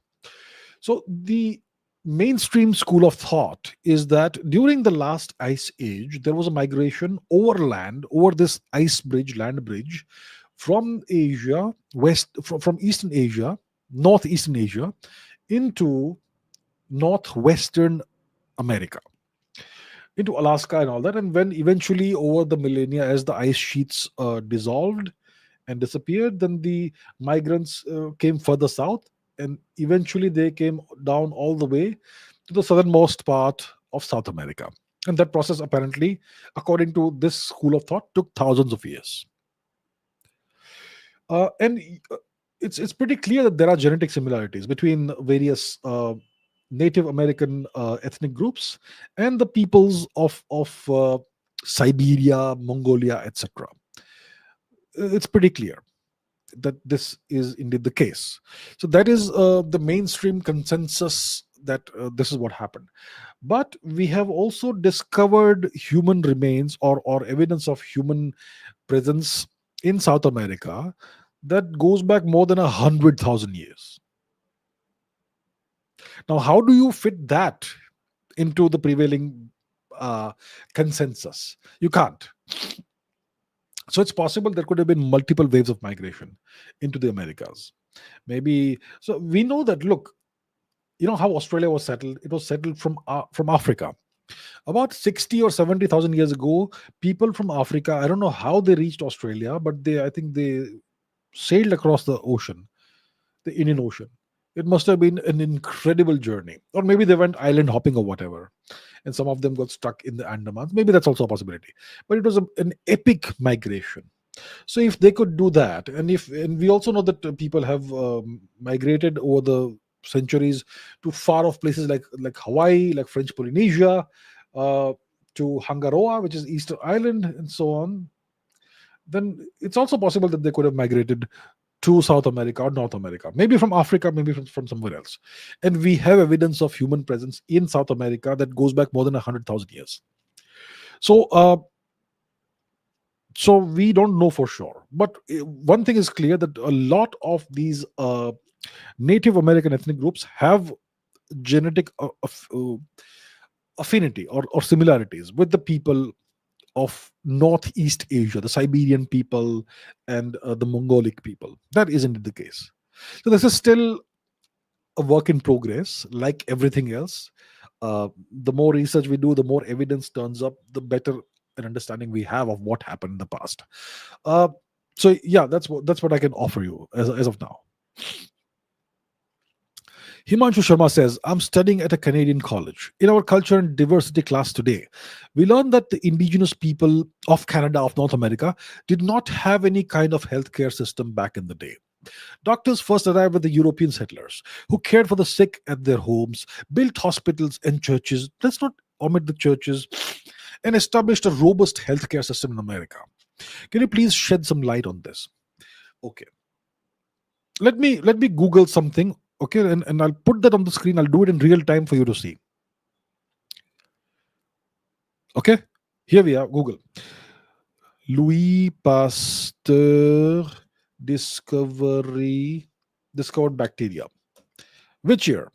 1878, Louis Pasteur discovered bacteria. That's the first time we understood in the whole world that something like bacteria exists, as far as we know.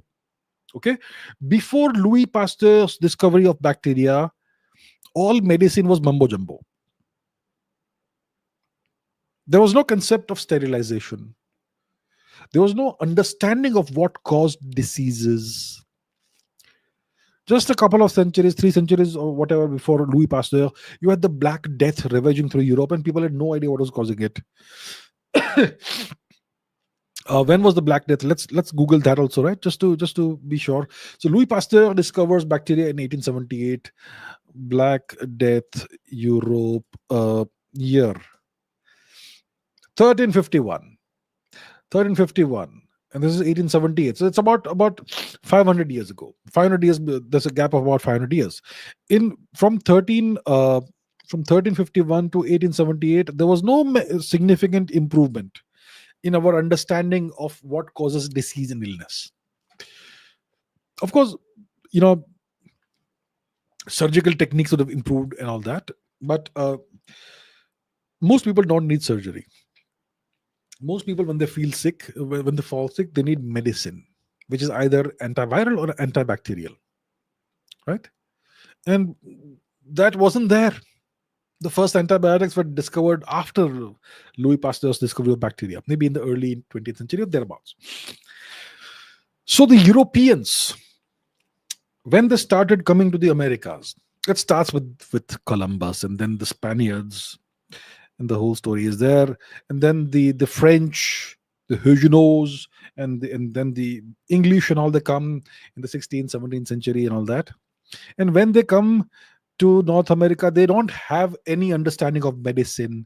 It's not like they have world class ICUs and whatnot. What you have in today's well equipped hospitals, they have none of that. They have the most primitive understanding of medicine. So what healthcare system did they provide for the indigenous people? What kind of joke is this? Even in the 19th century, the healthcare system of the Europeans in the West was super rudimentary. So all these claims that these people make, that they brought, see, the claim at the end of the day is to justify what they did to the people. About 100 million Native Americans were killed. North plus South America. Okay. 100 million. And they will claim that much of this was because of diseases, and the Europeans did not mean to do this to them. It just happened because the natives did not have any immunity towards these diseases. Well, if you had such a great healthcare system, then maybe you could have vaccinated them or done something about their suffering. Nothing, right? So the facts don't support the claims that are being made over here. What healthcare system did the Europeans bring to the Americas? Doctors? They were not doctors. They were shamans. They were voodoo practitioners, right? Hospitals. What a joke. Uh, all this is done to kind of justify or um, you know we know what the Europeans did to make themselves feel better. They spin such yarns. Okay. Um, to give yourself some moral comfort or emotional comfort that we tried our best and all that. The truth is that there was a genocide in the Americas, and the Europeans did that. So, and some of that continues even now. Do you know what a starlight? Since we are talking about Canada, okay, since we are talking about Canada, I may as well do this. Okay, let's Google this. They did so much good for the natives, right? What's a starlight tour? Yeah, what's a starlight tour in Canada? There we have it. Saskatoon freezing deaths. The Saskatoon freezing deaths involved indigenous Canadians in and immediately outside Saskatoon, Saskatchewan in the 1990s and early 2000s. That's like day before yesterday, early 2000s. So apparently it went on until the 1990s and early 2000s, and now it no longer happens. You're going to buy that nonsense? Okay, so this happened in the 1990s, early 2000s, and are suspected of being linked to actions by members of the Saskatoon Police Service. Police officers would arrest indigenous people, who were usually male, for alleged drunkenness and or disorderly behavior, sometimes without cause. The officers would then drive these people to the outskirts of the city at night during winter and abandon them, leaving them stranded in sub-zero temperatures, which would inevitably lead to the person dying of being frozen to death. This practice is known as taking indigenous people on starlight tours and dates back to at least 1976. As of 2021, despite convictions for related offenses, no police officer has been specifically convicted for having caused freezing deaths. Okay, I'm just giving you a very high level overview. This sort of thing still happens. The native people in Canada, in the Americas, are still treated like third class citizens. So all these stories that they put out, these are lies. These are falsehoods. There was genocide, and there still is terrible marginalization and victimization of the native people of North America, and it's a shame. It's a pity, right? Vikram Geopolitics says Russia has invited India to join the Afghan QUAD. Will India join an organization which also includes Pakistan? Or is Russia planning to replace Pakistan with India, and the members of the QUAD will be Russia, China, Iran, and India? Okay. So this Afghan QUAD is a Russia-China initiative and is part of the Shanghai Cooperation Organization, the SCO. It's a subset or subgrouping within the Shanghai Cooperation Organization. Now, to understand why you have these four nations, all you have to do is to look at the map. So I'll help you out with that. Where is the map? Okay, we go to the map. I'm going to put the map on the screen and let me explain why you have these four nations. So let's zoom in to the Indian subcontinent, northwest. You have Afghanistan here. Now, which are the nations that Afghanistan has land borders with? Pakistan, Iran, a bunch of of Central Asian nations, which is Tajikistan, Uzbekistan, and Turkmenistan, and then you have the Wakhan corridor that touches Tibet or Xinjiang of China, and the connection with India doesn't exist right now because this territory is POK. So the major nations over here are Pakistan, Iran, China, and three Central Asian nations. Now, in Central Asia, the real power that actually exists over here is Russia. So that's why you have Russia, Iran, Pakistan, and China that are involved in the Afghan QUAD, right? And India is not, because India doesn't really have a land border right now with Afghanistan, despite it being on the map, but in on the ground, it's not there. So that's why you have these three nations. Now, so why has Russia invited India to join the QUAD, the Afghan QUAD? It's because India is actively involved diplomatically and in other ways with the government in Afghanistan, the Taliban government. We have reasonably good relations. Our diplomats recently met a high-level Afghan delegation with the Afghan foreign minister, Taliban foreign minister, in Dubai, like just a week or so ago. So we are actively engaging with the Taliban. We have good relations. The Pakistanis don't have good relations with the Taliban, with Afghanistan. And India is a well-wisher of Afghanistan. Pakistan isn't. And the Russians would want India to be more involved, and maybe India may have requested them to invite India to participate in this matter. And right now, the relationship between India and China is also kind of improving. Hopefully, it continues that way. So maybe China also is okay with that and doesn't have an issue. The only nation that would have an issue with this would be Pakistan. So it makes sense for India to be involved. India is its relevance globally and regionally is increasing, and India is a force for stability, a force for good. Unlike Pakistan is a US vassal, which means it is untrustworthy from the Russian and China as well as Chinese perspective.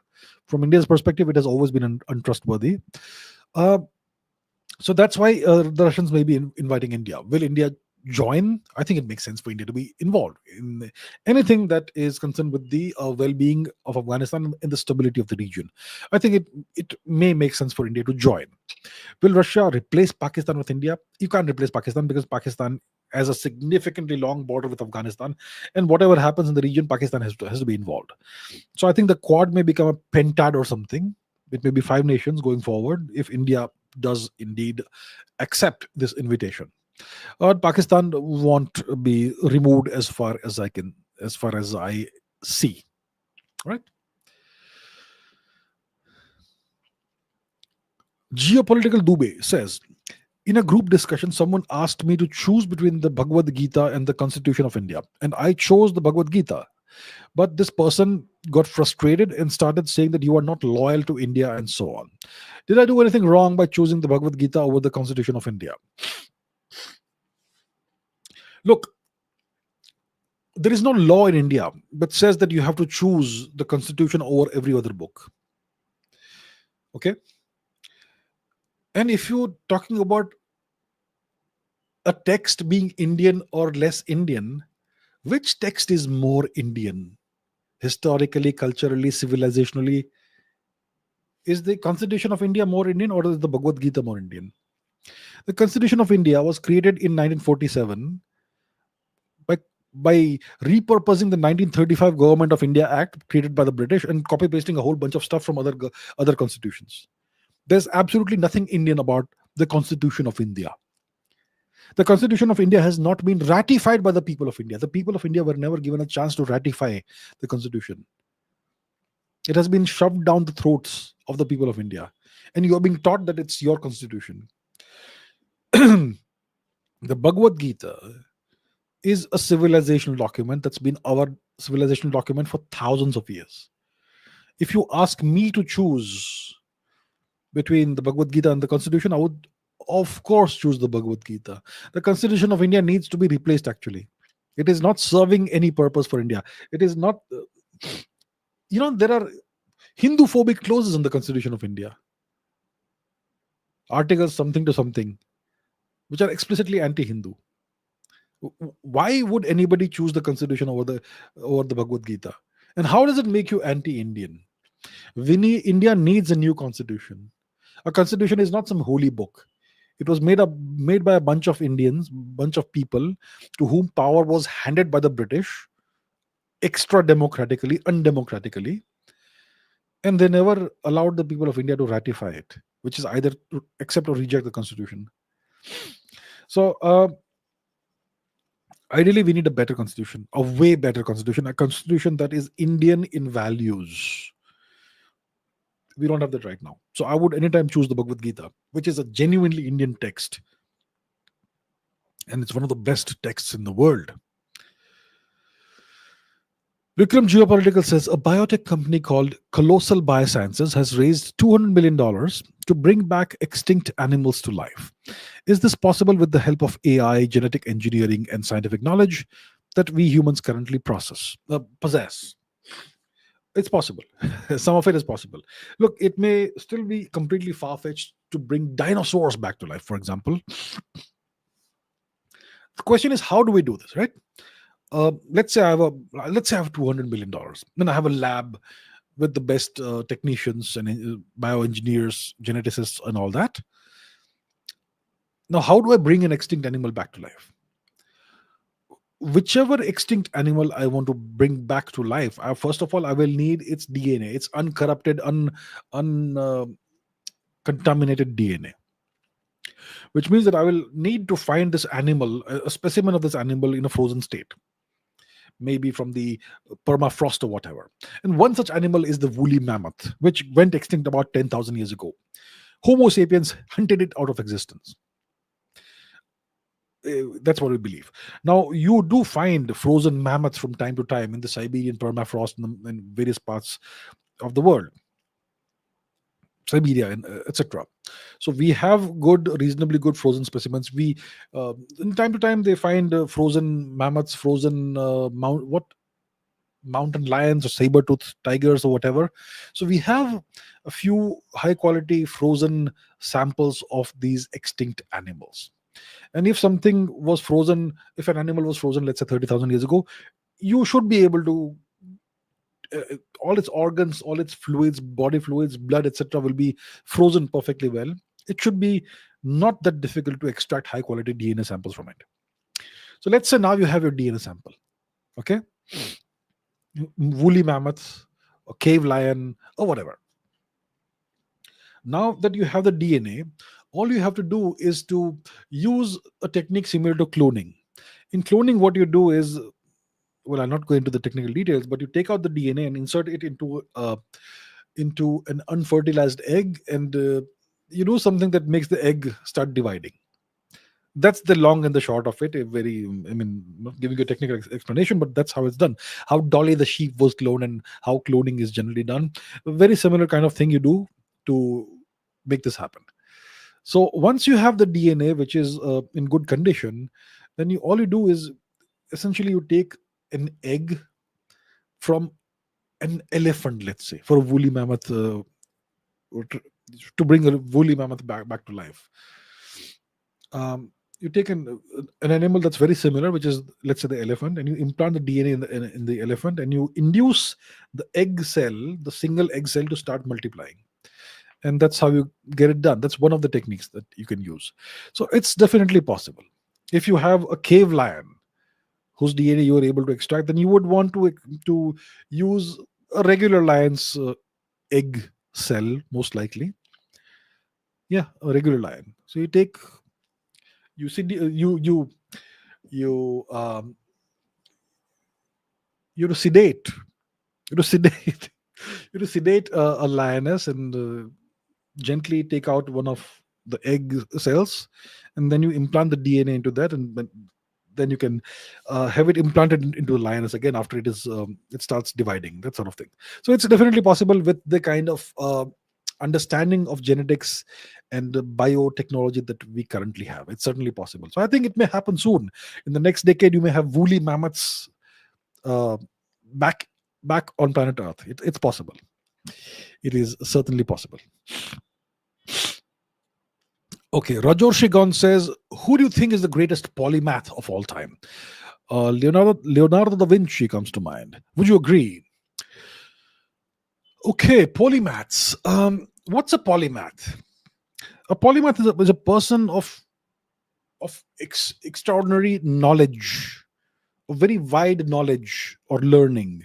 It's a person whose competence, whose knowledge goes across multiple domains, very different domains, very different subjects. So the person can draw from different pools of knowledge, very different pools of knowledge, and apply them either individually or in a multidisciplinary fashion to find new insights or solve problems and so on. That's essentially what a polymath is. And Leonardo da Vinci is said to be a classic example of a polymath.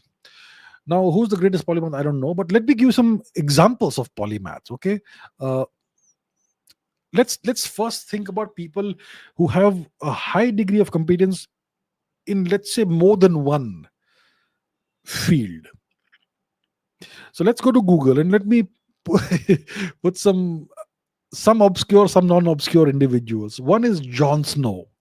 Now, it's not the character from Game of Thrones. I'm talking about Jon Snow, the cricketer. This guy was a fast bowler who played for England. So he was a high quality fast bowler, very nasty guy. He once ran into Sunil Gavaskar. Okay, very uh, good fast bowler. But after he retired, he became a poet and has published two volumes of poetry. So that's not exactly a polymath, but it's definitely a person with interesting competences in different places, in different fields. Now there is Brian May. Brian May is the lead guitarist of Queen, right, with Freddie Mercury. But he's also an astrophysicist. He's Dr. Brian May. So a musician and astrophysicist. That's kind of interesting. That's two very different fields. Then there is Eric Cantona, one of the great footballers. Okay, Manchester United, one of the greats, and also an actor, a pretty good actor. So once again, two fields. Then there is Alexander Karelin, the greatest wrestler of all time, absolute beast of a man. He only lost two matches and won, I don't know, more than 800. He lost his first match and his last match. So one of the greats, not one of the greats, the all-time great of wrestling. He's also a politician. Okay, so that's interesting. Then I can give you some other names. Brahmagupta. So he was a polymath. Brahmagupta was a mathematician, an astronomer, was a physicist who gave the theory of Gurutvakarshan, which is gravity, right? So there is Brahmagupta, then there is Bhaskaracharya. So he was, as you can see, they're saying he's a polymath, mathematician, astronomer, engineer. So I can give you a couple of Indian examples. Then how about Leonhard Euler? Okay, Leonhard Euler, a Swiss polymath, mathematician, physicist, astronomer, logician, geographer, engineer. I'm sure you've all heard of Nikola Tesla. Great man, one of the great inventors. He was an engineer, futurist, inventor, and all. John von Neumann, another absolute genius. He was a mathematician, physicist, computer scientist, and engineer. Now, who else could I give you? I could give you Fred Hoyle, one of my favorites. Fred Hoyle. So he was a cosmologist, he was an astronomer, but he was also so he's the guy who coined the term Big Bang. Okay, Fred Hoyle. But he also wrote science fiction novels. I've read two of his science fiction novels, A for Andromeda and The Black Cloud. I'm sure there's more. He wrote short stories, radio plays, he co-created television serials, and so on. So there's Fred Hoyle, who's definitely a polymath. And I would add the name of Subhash Kak. Subhash Kak is a computer scientist. He has done work in mathematics. He is currently doing research in physics, and he is also a historian. Subhash Kak is an example of a polymath. So that's what polymaths are. Now, who's the greatest of them all? I don't know. Maybe Leonardo da Vinci. Maybe may have been some others. But yeah, I just give you a whole bunch of names, and if you find this interesting, do feel free to do your own further research in this. Okay, so there is that. Now let's go on to the next question. Gaurav Jat Mamli says, why Are room temperature superconductors a big deal? Why was it a big thing? What problems does room temperature superconductivity actually solve? And what are the complexities in making a room temperature superconductor? So, what's a superconductor? Hmm? A superconductor or a superconducting material is something that allows electricity to flow with zero resistance, which means that no energy is lost in the form of heat during transmission. If you take copper wires, they're an excellent conductor of electricity, but there is some loss, maybe 10-15% loss, maybe 5%, 10% loss. See, right now, we have an electrical grid and all this current everywhere around the world, more or less, it goes through copper wires of various kinds, and you typically lose 5 to 10% of the electricity that's generated during transmission in the form of heat because of the inherent resistance of the copper, of copper as a material. Everything has some resistance. Now a superconducting material is a material that has zero resistance, so you don't lose anything. But the problem is that you can't do that at room temperature. Okay, so that's why room temperature superconductivity is one of the so-called holy grails in physics and material science, right? So essentially, if you have that, then you can have electricity being you can transmit electricity without losing any of it in the form of heat. Okay, so if you have room temperature superconductivity, then power distribution would be way more efficient and way more economical. Now, it's not just about power transmission. There's many other technologies that you could that could be transformed if you have room temperature superconductors. For example, MRI machines. Today's MRI machines, they need liquid helium for cooling. So if you don't need that cooling anymore, it will become way more powerful and way more efficient and way cheaper MRI machines. Then you can have magnetically levitated trains that are cheaper, much cheaper to operate. More powerful and more compact electric motors and generators. These days quantum computing has become a big thing. Have you seen the quantum computers with this gigantic apparatus? Much of it is the cooling mechanism. So if you don't need complex cooling systems anymore because of superconductivity, then it will be a revolutionary step forward in quantum computing, and so on and so forth. I can give you so many other examples. So, but the deal is that superconductivity doesn't work at room temperature. It's extremely difficult to have superconductors work at room temperature. And why is it so? To understand why it's so, you to understand how superconductivity works. So, to give you a very brief overview, superconductivity relies on pairs of electrons called Cooper pairs moving together in a material in a coordinated way. Now, if the material has a certain temperature, higher temperature, then thermal vibrations in the material will break up the Cooper pairs, and then you won't have superconductivity. So, to get a material to maintain this delicate quantum state, you need to cool it significantly, significantly below room temperature.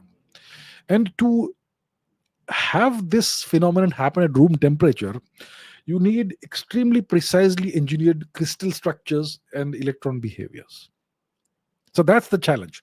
So right now, currently, the challenges that we face towards superconductivity is that most materials that are promising superconductor candidates, they are unstable at room temperature, or they degrade very rapidly. And some so-called room temperature superconductors only work under extreme pressures. So it's room temperature, but it's under tremendous pressure, and it's very difficult to you need a material at a certain amount of purity, extremely high level of purity, and a very specific kind of crystal structure. And to manufacture that is extremely challenging. And many so-called high temperature superconductors, they can only carry small amounts of current before losing their superconducting properties. So these are the challenges that we are facing, and that's why you don't have room temperature superconductors. Recently, there was this claim of this exotic material, right, called LK99 or something. It generated a lot of attention, but eventually it was not. It We could not verify it as a genuine room temperature superconductor. These are the challenges.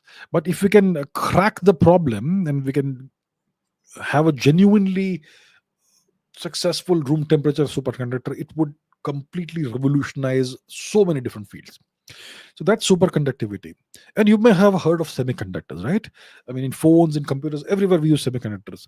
So semiconductors are dual use kind of materials. Uh, in the absence of an electrical current, they don't conduct. Uh, they don't conduct electricity, but if you apply a current or a voltage or something, they will conduct electricity. So they can act as gates. And that's why you have the AND gates, OR gates, NOR gates, and so on and so forth in transistors and conductor chips. Anyhow, so that's the deal with room temperature superconductors. Rajoshigan says, with so much adulteration and the general quality of farm produce going down, are supplements necessary to maintain a healthy body? You know what? If you're talking about India, the quality of farm produce is still way superior to that of the US. In the US, if you look at pictures of people from the 1950s, 60s, etc., people were very fit. There was hardly any obesity there. And today, everyone's obese, or significant percentage of the population in the US is obese. Something has gone wrong with the food supply. Everything is over processed, everything has contaminants, everything has adulteration, and overall, it makes people sick. The same people who live in the US, they go to Europe for a month, they lose a lot of weight. So the US has terrible food quality. Terrible. In India, it's not the case. I am sure there are issues in India as well, but it's not the scale that the US has.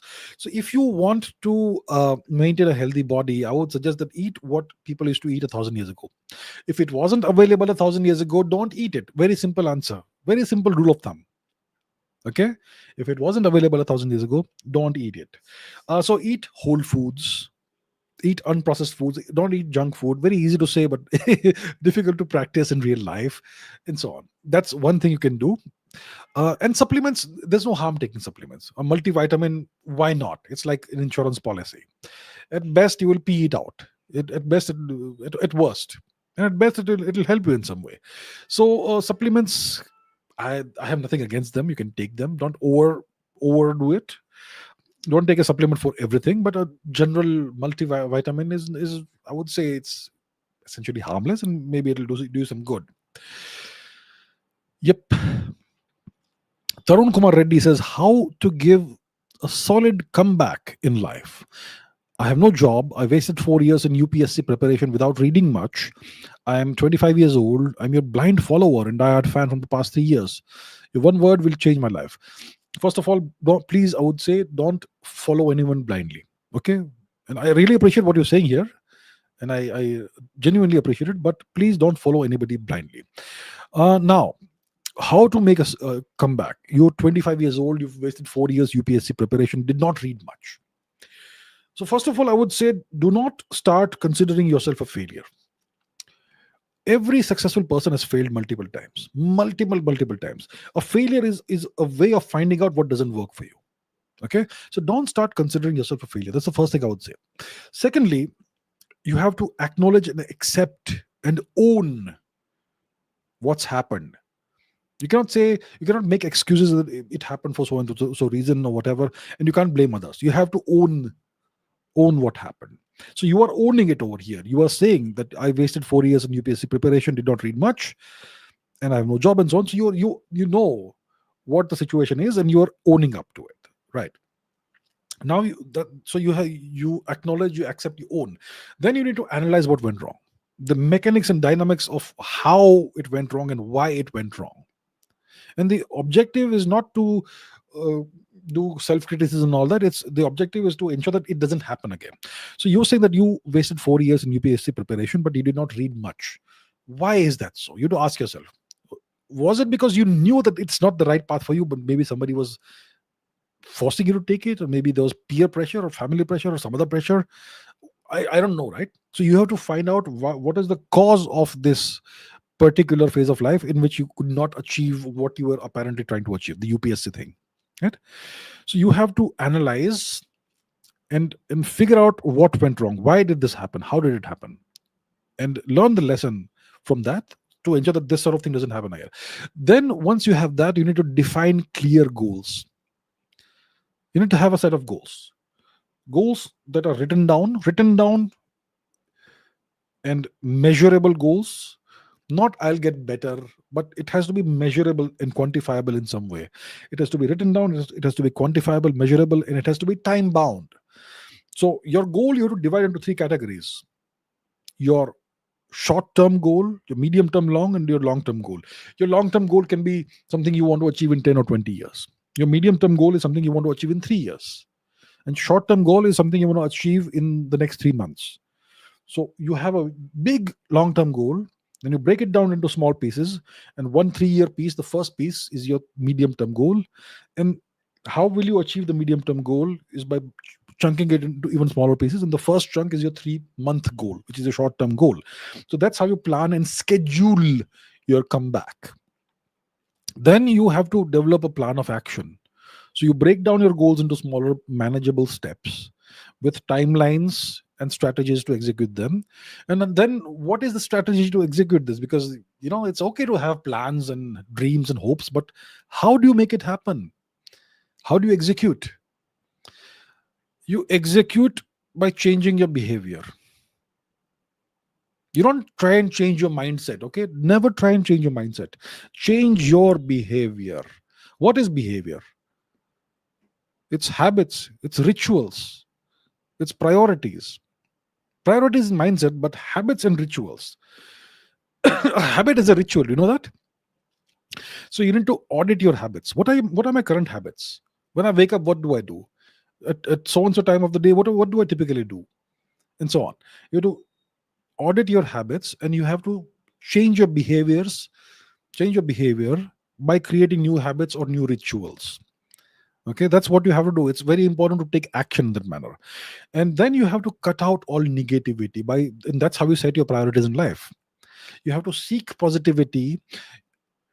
You have to cut out the people who bring negativity in your life. You have to get them away, keep them away. Now, sometimes it will happen that you can't do anything about it. Maybe it's your family, maybe it's your friends, and you just can't do anything about it. Then what you do is you limit your communication or contact with them, and you seek positivity by making a list of mentors.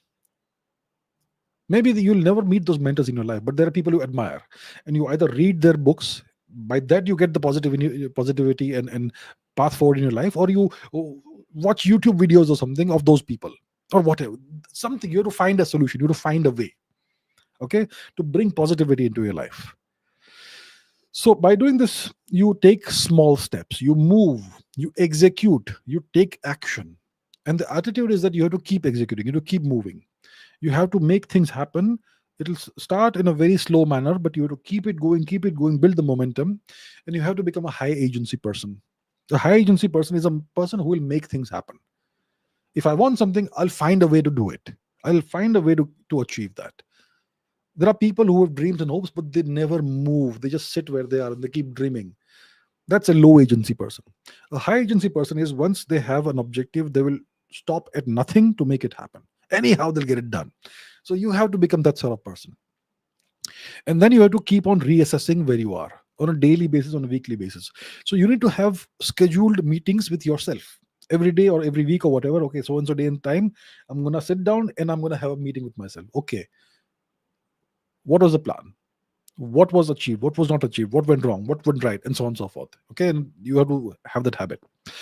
And you need to have patience, because life is not a sprint, life is a marathon.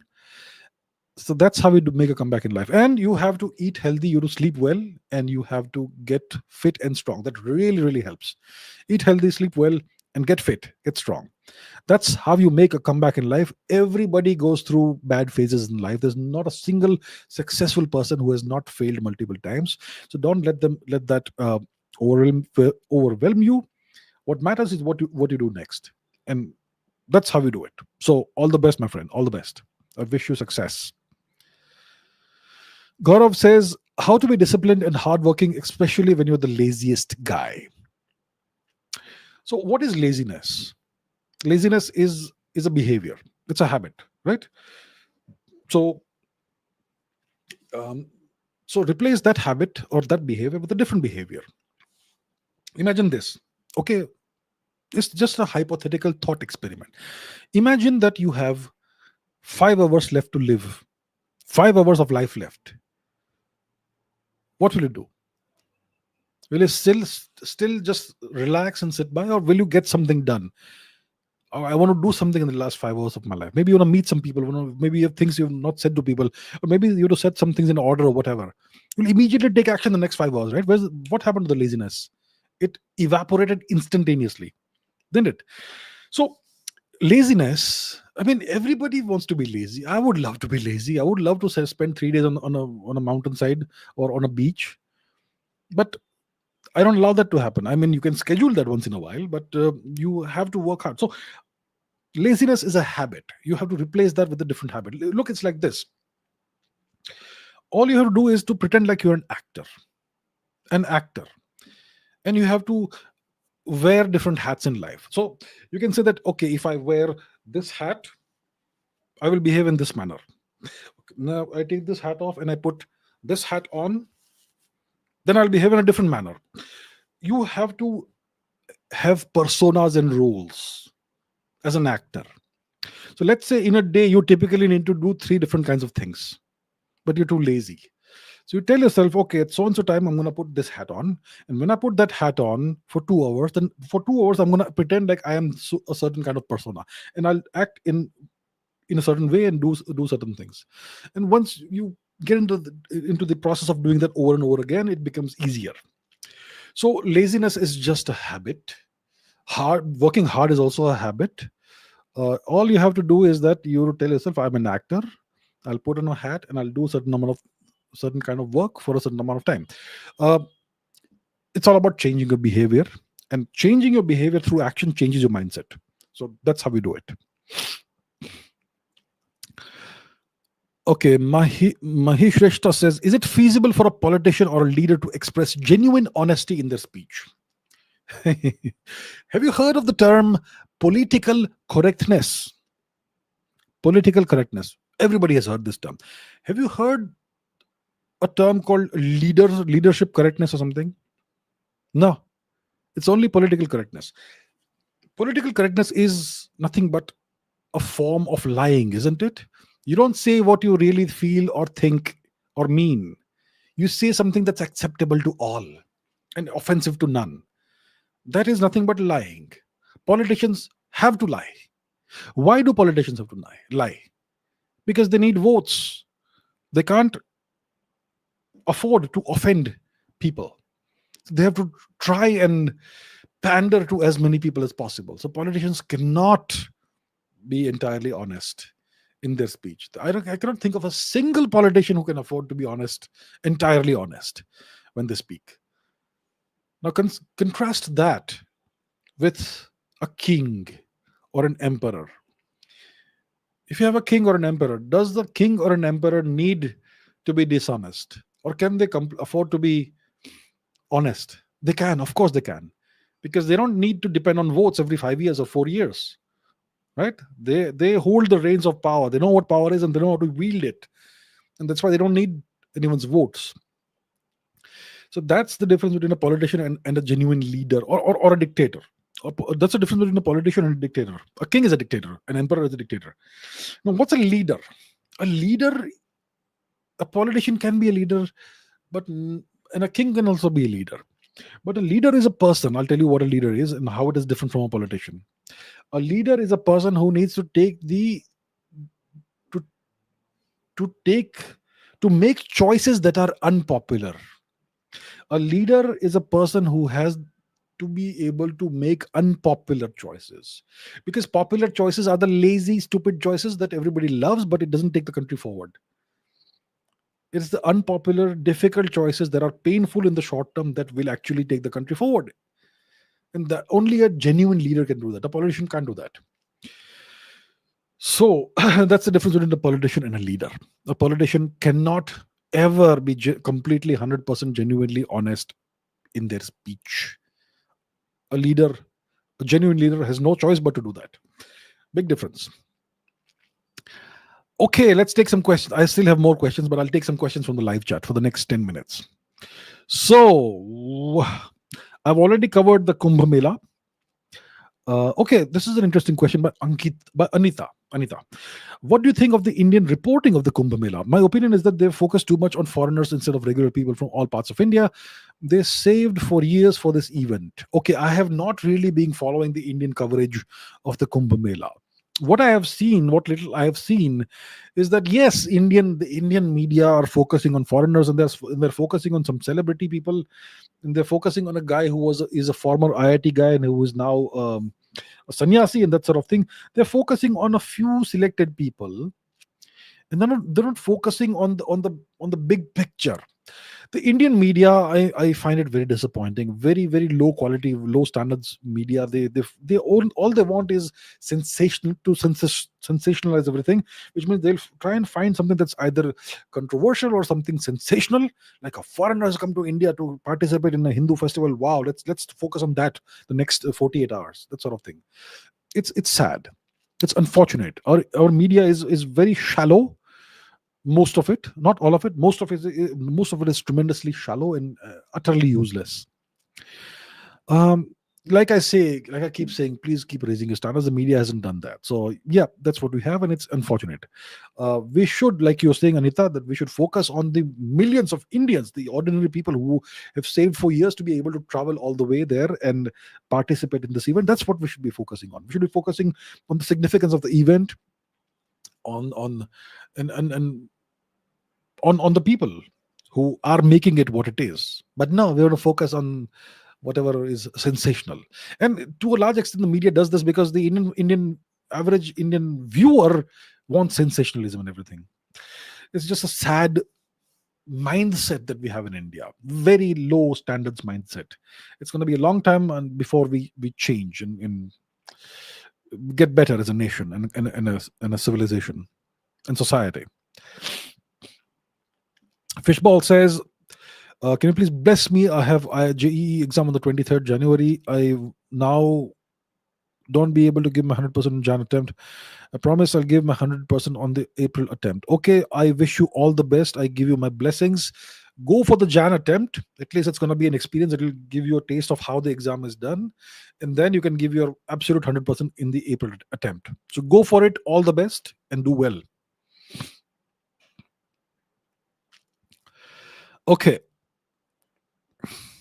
Geopolitical Dubai says, why is Iran relocating its capital Tehran to Makran? From Tehran to Makran. Are they doing it really? I haven't heard of this. Let me see. Let us go to Google. Iran capital relocation. Really? Relocation. Are they doing it?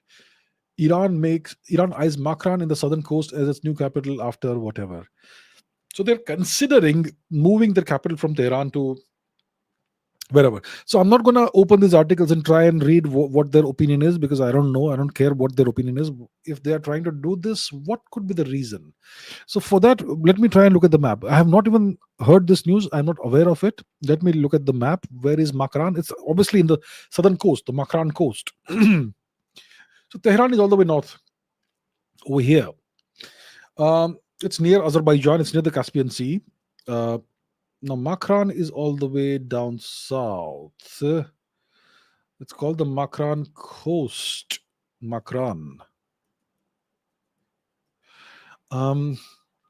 It went straight into the place. Okay, Makran. Here it is. Chabahar Bay. So, it would be interesting if Iran would decide to move the capital all the way to the Pakistan, almost at the Pakistan border. It would be very close to the sea. I'm not sure why they would do that. I'll have to think about this, but interesting if it is true. Interesting. Historically, their capital for a very long time has been Tehran. Originally, it was Parshapur, but yeah, not sure right now. I'll have to think about it and consider the full the full ramifications and possible reasons for this. Amisha says, is dark energy a real thing? Well, we're not sure. Look, to the best of our understanding, about 70% of the mass energy composition of the universe is this unknown substance that seems to be responsible for the accelerating expansion of the universe. So, as far as we know, the best understanding that we have had that we have to date, about 4 to 5% of the matter of the universe, matter energy composition of the universe, is visible matter. Everything we see in the night sky, all the stars, galaxies, nebulae, pulsars, quasars, everything, dust, all of that is about 5%. Everything we see is 5%. About 25% or so is dark matter. Dark matter, we have some understanding of it. It's some kind of particle or family of particles or class of particles. It could also be explained by modified Newton and gravity, MOND, but dark matter is definitely much more tangible. But dark energy, we haven't the least idea of what it is. Is it an additional force? Is it a fifth force? Is it a fluid of some kind? We don't know. So we don't know. It's extremely mysterious. It's something that causes the accelerating expansion of the universe. And there's this new theory, the timescape theory, that's recently that's come out and become well known, which says that there is no dark energy, and it's actually the differential passage of time in different parts of the universe that causes the accelerating expansion of the universe. We know that from the theory of general relativity, we know that matter affects the rate at which time passes, and there are parts of the universe that are absolute voids where there's no matter, so time passes at a different speed over there, compared at a faster rate over there compared to regions of the universe where you have a lot of matter, like dark matter filaments and galaxy superclusters and so on. It's because of this different rate at which time passes that we have this expansion of the universe, and that's what the theory says. It's a very interesting theory, and it seems to solve a lot of problems, but it's early days for that. So we're not sure if dark energy is even a real thing, and that's why that's how interesting physics is. We understand so little of the universe right now. Sonia says, please make a library video tour. I know I've had this request for such a long time. I really need to stop being lazy and do it. So thank you for the reminder, Sonia ji. Okay. Okay. Lost Child says, why is India silent on the US acquiring Greenland? And is the US going to build a military base there? They already have P2FIC Space Force Base. What is P2FIC? Now let me Google that. I am not aware of what P2FIC is. So let us go to Google search on the map in the P2FIC, Greenland. Aha, interesting. Our friend the Lost Child is giving us interesting information. P2FIC. So this seems to be some kind of military. Oh, look at that. They have a gigantic runway. Let's measure the distance. How long is this runway? 3 kilometers. That is, it can take any kind of aircraft, including strategic bombers and so on. So this seems to be a US base in the region, in the Greenland region. And why would they not have a base here? They own Denmark, essentially. They own Western Europe, so they will have it. And now they want to take it over entirely. So look, if they want to do it, there's nobody that can stop them. My question is this, okay? Who is India to criticize the US? Is India an equal of the US? The top 3 nations in terms of hard power are the US, Russia, and China. India is number 4. Now, the US is a hard power score of about 94. India is 4.9. I mean, they are more than 20 times more powerful than you. Who are you to criticize them? And what purpose does it serve for a mosquito to criticize and annoy an elephant? What purpose will it solve? Will it serve? Do we get something out of it? Okay, so it's not our business. If the US wants to take over everybody, let them do it. Just pray and hope it doesn't. They don't want to come and take us over. That's all. We have to hide our capabilities and bide our time. So yeah, that's why we're not doing it. We will not do it. We'll stay very silent about this. Okay. We don't criticize the big boss. We don't do it. All right. 2 hours, 15 minutes plus. As always, I'm gonna end it over here. So thank you so much, everybody. Very interesting questions you've asked. And next week I'll take as many more as possible of your questions. And yes, Mr. 88ers, coming very soon. Coming very soon. All right. Thank you very much, everybody. Take care. Keep raising your standards and keep asking questions. And I'll see you next week. Take care. Take care. Bye bye.